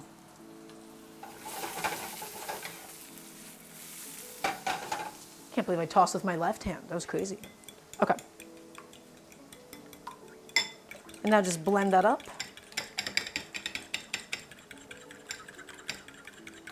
And we'll take the mushrooms out. We'll put those on a plate. And we'll add the onions. Alongside some butter. That might be quite nice. Just totally dry pan. That's typically pretty bad for pans though, to do something like that without any kind of oil at all. That's why I'm not the most keen on that suggestion. I guess that would only technically work with like a non-stick thing, but on any pan that would not be ultimately good for it. Okay. That's a good color. That actually is kind of perfect, in fact. We'll take that out in a second. It's more like, it's as intricate as kind of as you want to be, right? And as deep into the rabbit hole as you want to go. Just turns out a lot of people don't want to go too deep into the rabbit hole.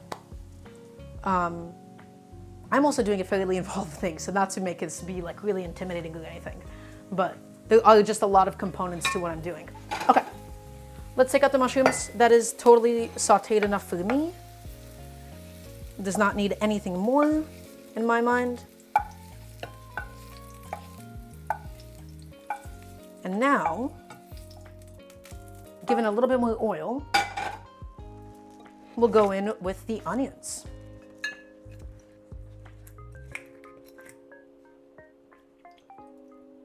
We want to be nice and generous. We don't want the eggs to stick or anything, right? This is a lot of eggs. Don't be afraid of the amount of oil that we're using. I love the word frittata. It's fascinating hearing you talk as you go along. Why, thank you. I'm glad that I can be. Okay, letting that oil heat back up. Let's head to the stove shot. Beautiful. Just waiting for the oil to shimmer and get nice and hot again. We do want the oil to be pretty generous for when we do the onions. Yeah. Mushrooms are cool enough. It's great. It rolls off your tongue nicely, doesn't it? It sure does. Frittata. Ooh, we can also get the cheese out in the meantime. The cheese, the Parmesan cheese, take a vegetable peeler to it, and it'll be really nice when we tuck it into the egg. Got the Parmesan right here. Boop. Oil is now hot enough for the onions. Perfect. Might need that boiling a little bit. Nice and hot pan. Again, we're not going for like a deeply caramelized onion or anything. Also, hi ChemKit. Hope you're doing good.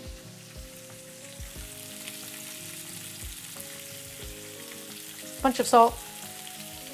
And we're not going to add salt at any other stages, right? The mushrooms are seasoned, the onions are seasoned, the eggs are seasoned, and the Parmesan's going to be a little salty. This is the last time that we're doing that.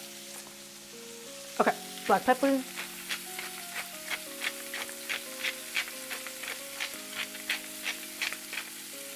Plenty of it too.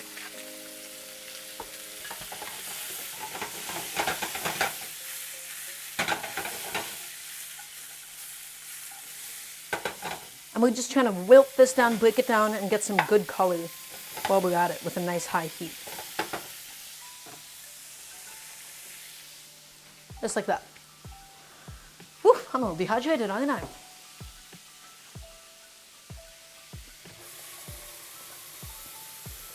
I don't think I need my tongs for anything else. I'll put those away.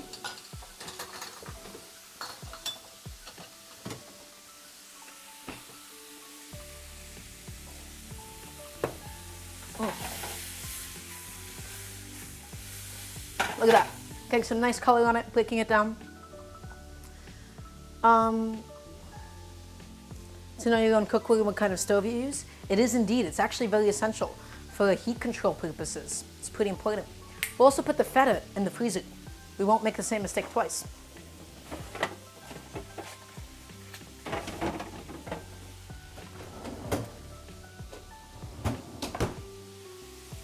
Okay.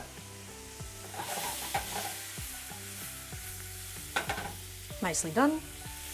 Just trying to cook it down, trying to get it to get a little bit smaller, because these are all still pretty raw on the inside. Okay. Nice. And this is the stage in the onion cooking process where they do start burning, and they kind of have to be babied a little bit. So we have to be careful if we ever step away too long. Okay. Got my vegetable peeler out. All I'm going to do now, I am going to get the shavings of Parmesan ready. Okay.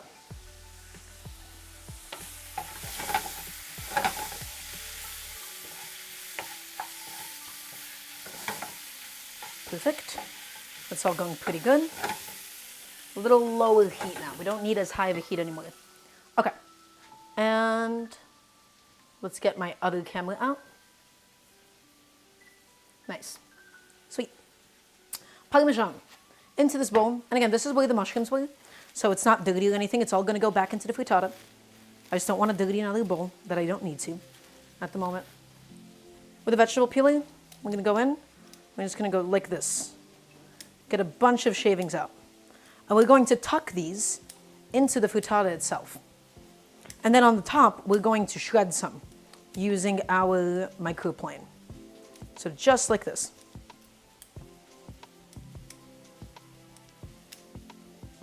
I want a bunch of cheese. I want an aggressive amount.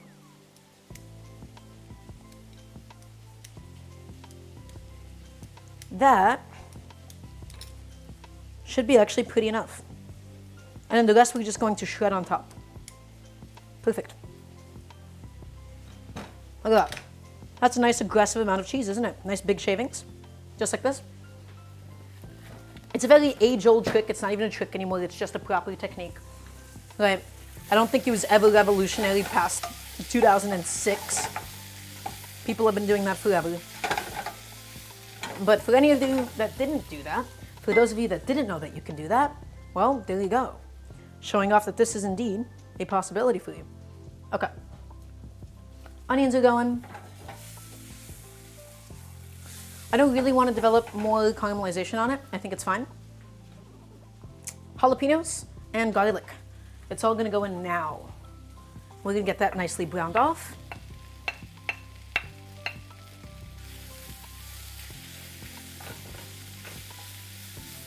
Just like this.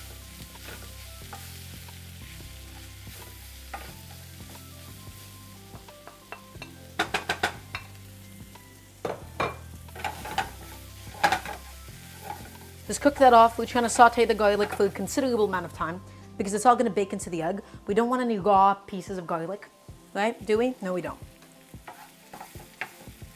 Just cook all of this down.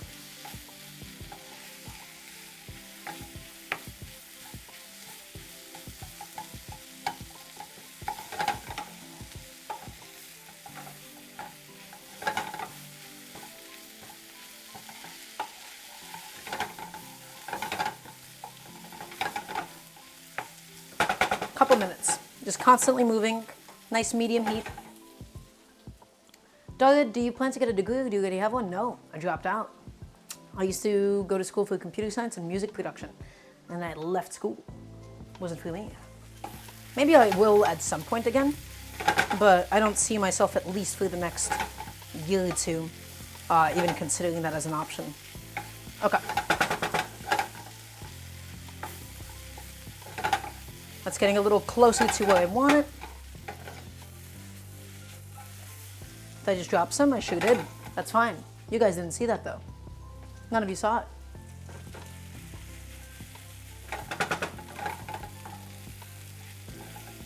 A little bit more. Push it as much as it can go.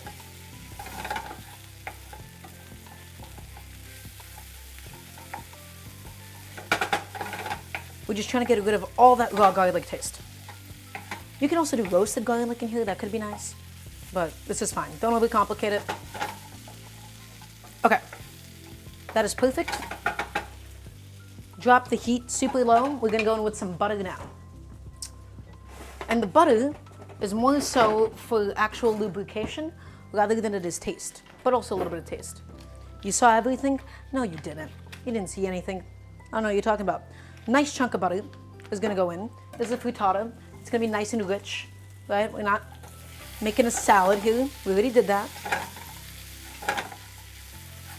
Okay. And now we kill the heat. Again, this butter is purely for lubrication. We're not trying to brown it. And we add the mushrooms in, and we make sure to evenly mix everything back on up. Just like this.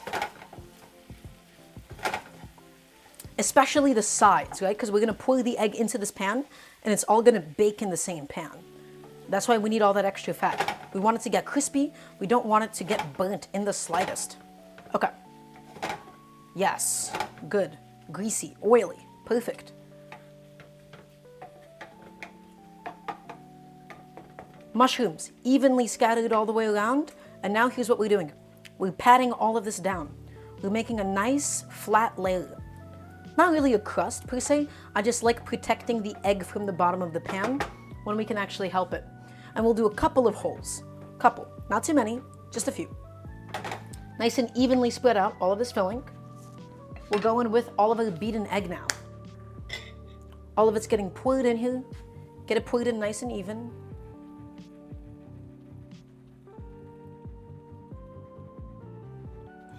Give it a nice little shake. Make sure that everything is fully incorporated, but we're not trying to break up our like fundamental layers and levels of structure. Okay, that's done. And now we're going with the cheese that we have, right? Did you do another pun? Is that what happened? So this, we're actually gonna end up tucking in. It's okay if I get my fingers in the eggs. I just wanna make sure all of this Parmesan is fully submerged, because then we're also gonna do some Parmesan on top. Maybe this is enough cheese, actually. That's a hefty amount of Parmesan, I would like to clarify. Maybe we don't need more Parmesan on top. Yeah, I think this will just be fine, actually. Okay. Boop. I just kind of gave up on that one. All of it's going on in. It's all gonna bake up nicely. It's gonna take maybe 15 minutes tops, nothing more. Tops. We will just check on it and see how long it takes, manually. And then if anything, we'll also put it into the broiler to try and get like a little bit of crust from the Parmesan that we painstakingly added. This might not even need the feta. This is so aggressively Parmesan-y. Holy shit. Okay. Great. All that's gone on. Now, rinse my hand off with a little bit of soap, because that was just nothing but beaten egg on my hands. And before the pan cools down too much, pop this into the oven. Pop it into the oven. That was one of the whitest things I could have said. Put it in the oven. We'll put it for 15 minutes for now, and then we'll just check on it every few minutes. Great. Sweet. That's it. I sure will be. Let's talk about the salad again. Gotta get some stuff out of the way. Got a lot of stuff on my cutting board. Clean as you go. One of the most important tenets of cooking. What time is it? Oh shit. It's already 3:11. Ah! Okay, it's a good thing that I'll be done soon, because I really should be done by 4 today. I'll get my chickpeas, my salad base out, excuse me. I don't believe I need my cutting board for anything else. Yeah, I'm not gonna do the feta. Not gonna do it. It's very cheesy. We got already feta in the salad. I'll use the feta for something else later on. Not gonna do it today. Okay.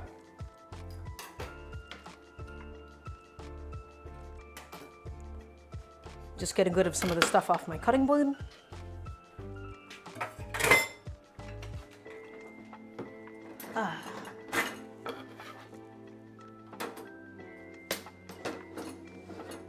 Okay.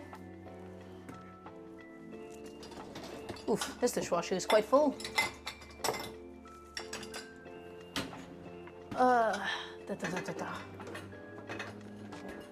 Okay. How are we doing, guys? We doing good? Hanging out? Everybody keeping up okay?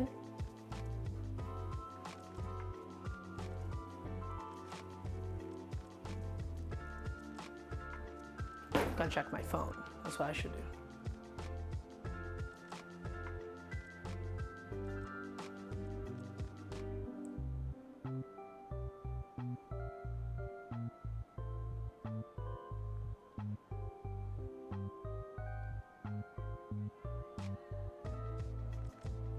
Okay.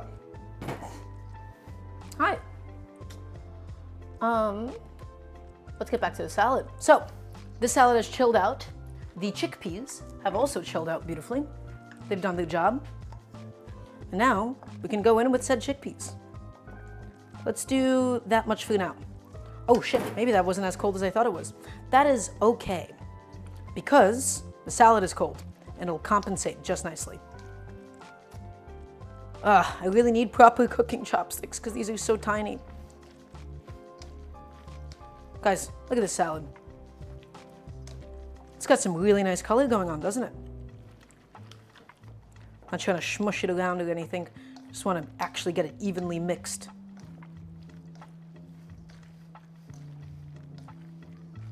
Okay, I think that could use a little bit more chickpea.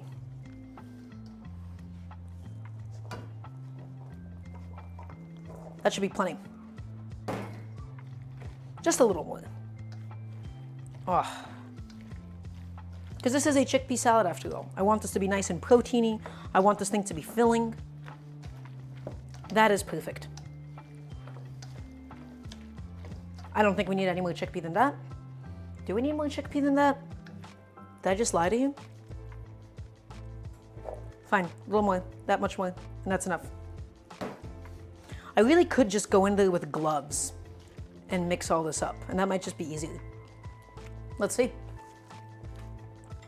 It will need some salt though, because the chickpeas I just added are kind of bland, okay? Needs a bunch of salt. On top just like this. And we'll do a little bit of olive oil as well. Not too much. The chickpeas are quite fatty on their own, but a little bit's gonna be nice. Oop.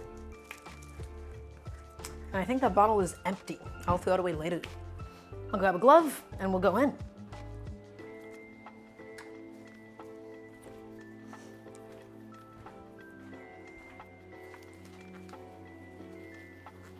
Ah. Oh yeah. Okay. That's really nice. That's a very nice texture.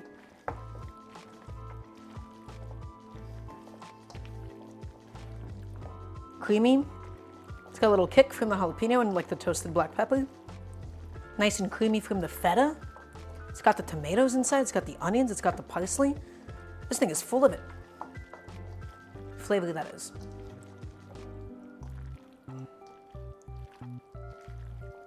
I'm just trying to be gentle to not mash anything up. But that looks like the perfect chickpea salad. That looks impeccable to me. Let's give it a little taste. Oh, that's perfect. The seasoning is there, everything is. Oh, that is awesome. Oh, I have no complaints about that, do I? Not at all. That is crispy, that is crunchy from the onions. It's got like that softness, it's got the acidity, it's got the sweetness. This salad really has it all. Look at this thing, huh? Beautiful. Okay, nice. Only thing I'm upset about again is the feta. I think it got a little too creamy for my taste, but that's okay. It's gonna go back in the fridge until we're ready to eat. And now, I'd also love to check on the frittata, because that's going. Yeah, that cheese is melted. Let's see what's up with it. We might actually just put it under the broiler to get some last minute like color on top. Where is it? Sweet. Actually, shit, I should have gotten my towel ready. Okay. Ah. Ah, that's hot. My friends, look at this thing, huh? So, all I'm gonna do, I'm gonna go in with a chopstick and just see, I'm seeing how jiggly the top is, because that tells us how done the egg is. Okay. It needs a little bit more time of just basic baking, but that is perfect, huh? And then it's gonna get really, really crispy once we do put it under the broiler. Hello, it's good to see you. Have you seen the chickpea salad that we just did? Did you just miss the chickpea salad? I think you missed the chickpea salad. I think it's time for you to take a look. You just got here? That's what I thought. That's what I fucking thought. Look at this thing. Nice shirt. Oh, hello, it's good to see you. So, oh shit, yeah, that's my Cooking with Jack shirt. That's right. So, the salad, chickpeas that we did in the pressure cooker. It's got the red onions that we sat with like the vinegar and the lemon juice and the lemon zest. We toasted some black peppercorns and the cumin, and we put it in there. We had the parsley that I minced up, the feta that kind of got a little too creamy on the inside, and the tomatoes that we roasted. And we got rid of some of the liquid. They weren't the sweetest tomatoes, right? So we roasted it, we got some of the sweetness out. It's quite a good salad. In fact, we'll give it a little taste. It's the feta. The feta was like a little too warm when I put it in, and so by the time that I mix it around, you get a anytime cooked chickpeas. You just got like a sunshine in your head. It's good to see you. By the way, since the last time you were here, you showed up at my first stream. Since then, I got an extra camera. I got one of these bad boys. So that I have all angles at once. It's exciting. But these aren't the canned chickpeas, unfortunately. So, these I did in a pressure cooker. I'm sorry, I didn't do a beloved, can of chickpeas for you or anything. Yeah. Actually, by the time that we broil the top of the frittata and the Parmesan cheese, I feel like the inside's gonna be fully cooked. So, we're actually gonna do the broiling process starting now. I wanna get a nice brown, sizzly top on it. That'll be good. And that we will have to baby just a little tiny bit. In fact, a lot of the jiggliness of the frittata has already dissipated in the few moments that it was in the oven, and it goes back under the broiler now. I wonder how I can incorporate like an oven camera for the future, but we'll see.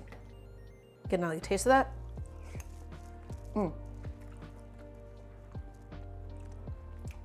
That is so sick.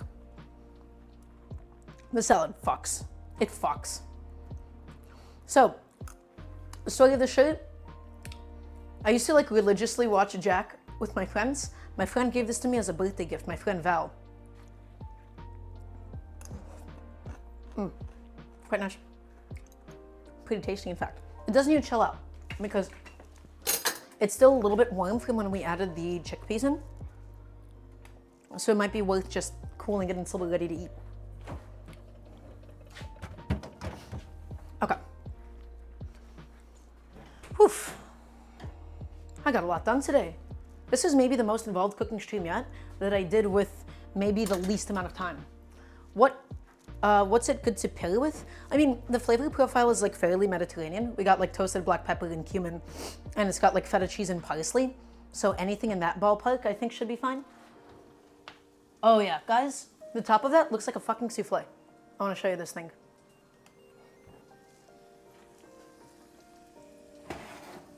It's starting to get like really beautifully golden and crispy on it. And I also just burnt myself on the oven. Ah, look at this thing. Huh? It's really, really puffing up. It's almost like a souffle omelet, except I didn't beat in any, air into the egg whites. But the concept is the same, and the Parmesan on top is just kind of emulating that effect. So we'll put it back in. I want to get it just a little bit more brown, and then we'll be able to eat it, and it'll be perfect. Okay. A little bit more.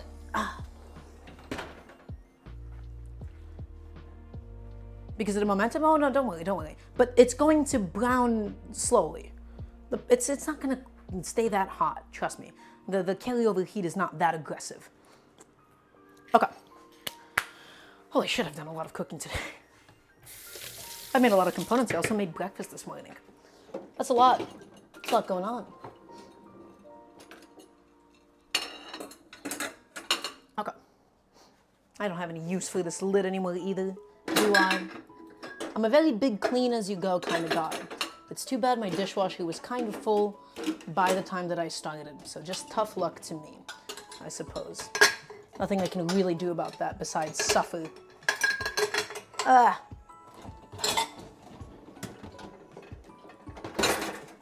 Perfect. Great. Okay, that should be done now. That should be fully done. And it is. That's the kind of very, very slight golden brown that I want on this frittata. Guys, look at that thing, huh? Perfect. That is perfect. That is exactly what it should look like in my mind. Clear it off. Yeah, it's not jiggly on the inside or anything, so the egg inside is not raw. Mwah, perfect. In fact, we can probably just go back to the overhead camera. Now, theoretically, you should let it cool a little tiny bit before you like cut into it or anything. Or like transfer it. But fuck that. I'm hungry. And I gotta go soon. So it's not really an option for me. Okay. Look at this. Yeah, the one and only Shaquille O'Neal. Precisely, you got him. Look at this, huh? Perfect. I did already put my... Oh no, I did put my coaster away. Awesome. Look at this thing. So once again, this has the mushrooms. This has a bunch of Parmesan, an aggressive amount of Parmesan. It's got the onions. It has the garlic inside. It's really nice. It's perfect. And now we'll go around with a spatula, make sure nothing has stuck. Guess what? Nothing has actually stuck. It's great. Yeah, in fact, it's a little crispy on the edges too, in the best possible way. Just lifting this up just in case. Just tucking in those edges. And then we'll just probably flip this on a plate upside down. We can do that. Or we can also just go in with the spatula and put it onto a plate. Let's do the spatula method. Hopefully it doesn't fall apart. No, we'll do the big plate. I won't be a baby. Now, let's see. Is this wide enough to actually fit it? And the answer is not the best, but we'll give it a shot anyways, won't we? Okay. So, plate. Onto the pan. Maybe I should double check that it's all like totally unstuck from the bottom before I do that. It should be. It should be. Theoretically, it is. I'm getting a little hesitation at the end. Okay. That's fine. The only thing is actually putting this down in a way that I don't burn myself. And then I lift this up. Actually, flipping this on camera with this camera height is kind of terrifying conceptually. And I don't like that because this is jiggling around too. Ooh, dude, this is gonna be a failure.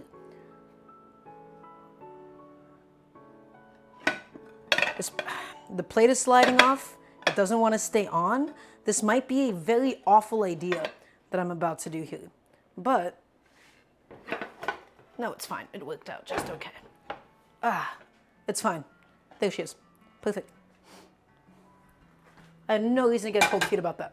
None at all. Good. Let's adjust it. There she is. That's the frittata. Perfectly done, huh? Got the onions, got the mushrooms, got the cheese. It's got it all. Came out quite nice. It's got also like that buttery brown bottom at the end, right? Because I added all that extra butter. That's perfect. Okay. And now, while it is still hot, we didn't let it fully set, but that's okay. It's not a fucking custard, it's an omelet. We're gonna eat it hot, damn it. Let's get a plate out. With some sour cream though. This would be ideal. Okay. Just slice that all the way down with my spatula because it's an egg and it's soft. I'm not the world's hungriest little guy, so we'll do a nice little small slice. Okay. Just grab that, Perfect, huh? Nice. Got the mushrooms, it's got everything in it. It's really tasty. Okay? And now we will enter the final phase, which is actually me eating. That's all this is gonna be now. Let's get some of the salad out. Gonna get a nice little bit of that in a bowl for myself. Ah!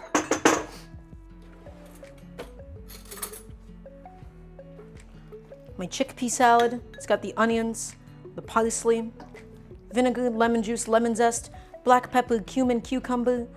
I don't know if I've forgotten anything. That might just be it. Look at that. Perfect, huh?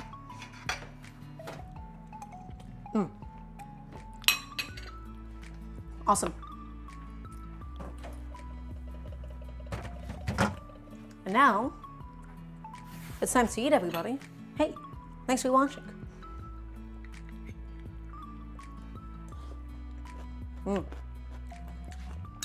Oh, the salad is so good.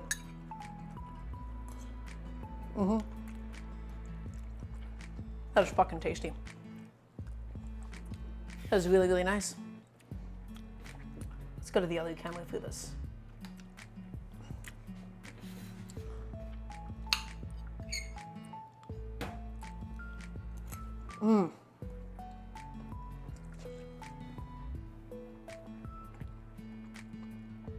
That frittata is really good.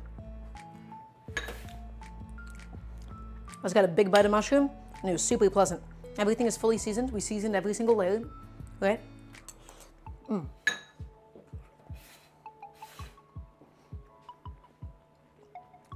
Very nice. Why did I get a little bit of coriander? Was that left over in the pan or something?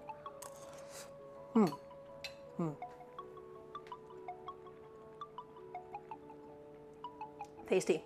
Really good, in fact. Might be one of my better frittatas that I've done in the past. And it's a frittata. Frittatas are never going to be exceptionally the best thing that you've ever eaten, right? But the chickpea salad, on the other hand, that's kind of where it's at for today.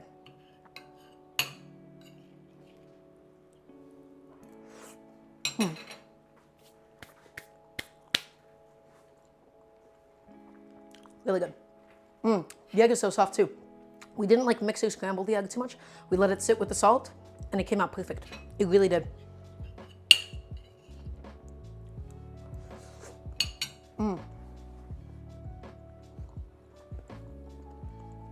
The egg is really just not chewy at all. It is just soft all the way through. It is akin to that of like a steamed egg, right? It's really nice.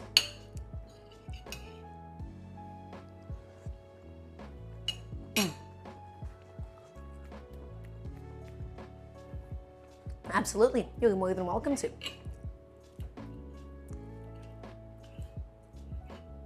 Okay.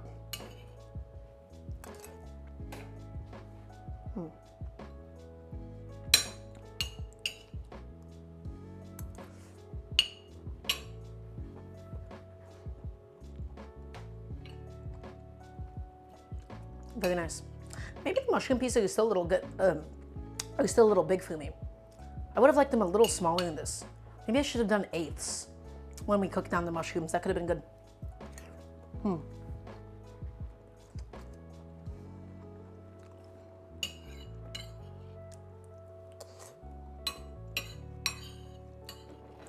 That was a really tasty frittata. And now the chickpeas again. That's kind of that's what I was waiting for. That's what I was excited about. By the way, we'll be doing a pretty fast sign off. If anybody has any final questions or statements or comments, everybody, this is your final call to tell me something.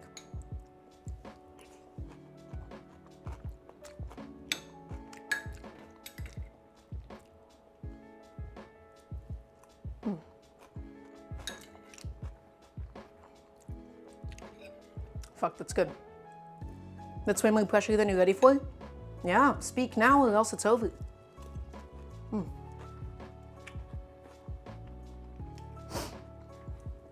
You sorry for the puns? Thanks for the apology. It's actually quite appreciated.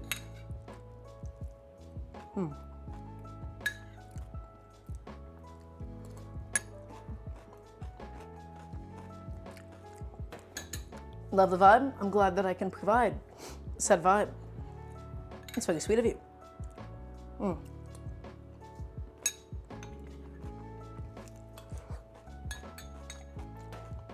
Oh shit, it's too late. You missed it. Sorry, Pleppy.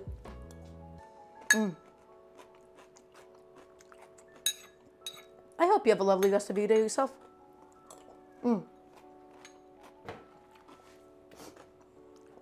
Thanks for being here. Oh.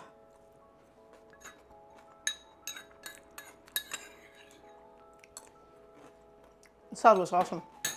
Okay.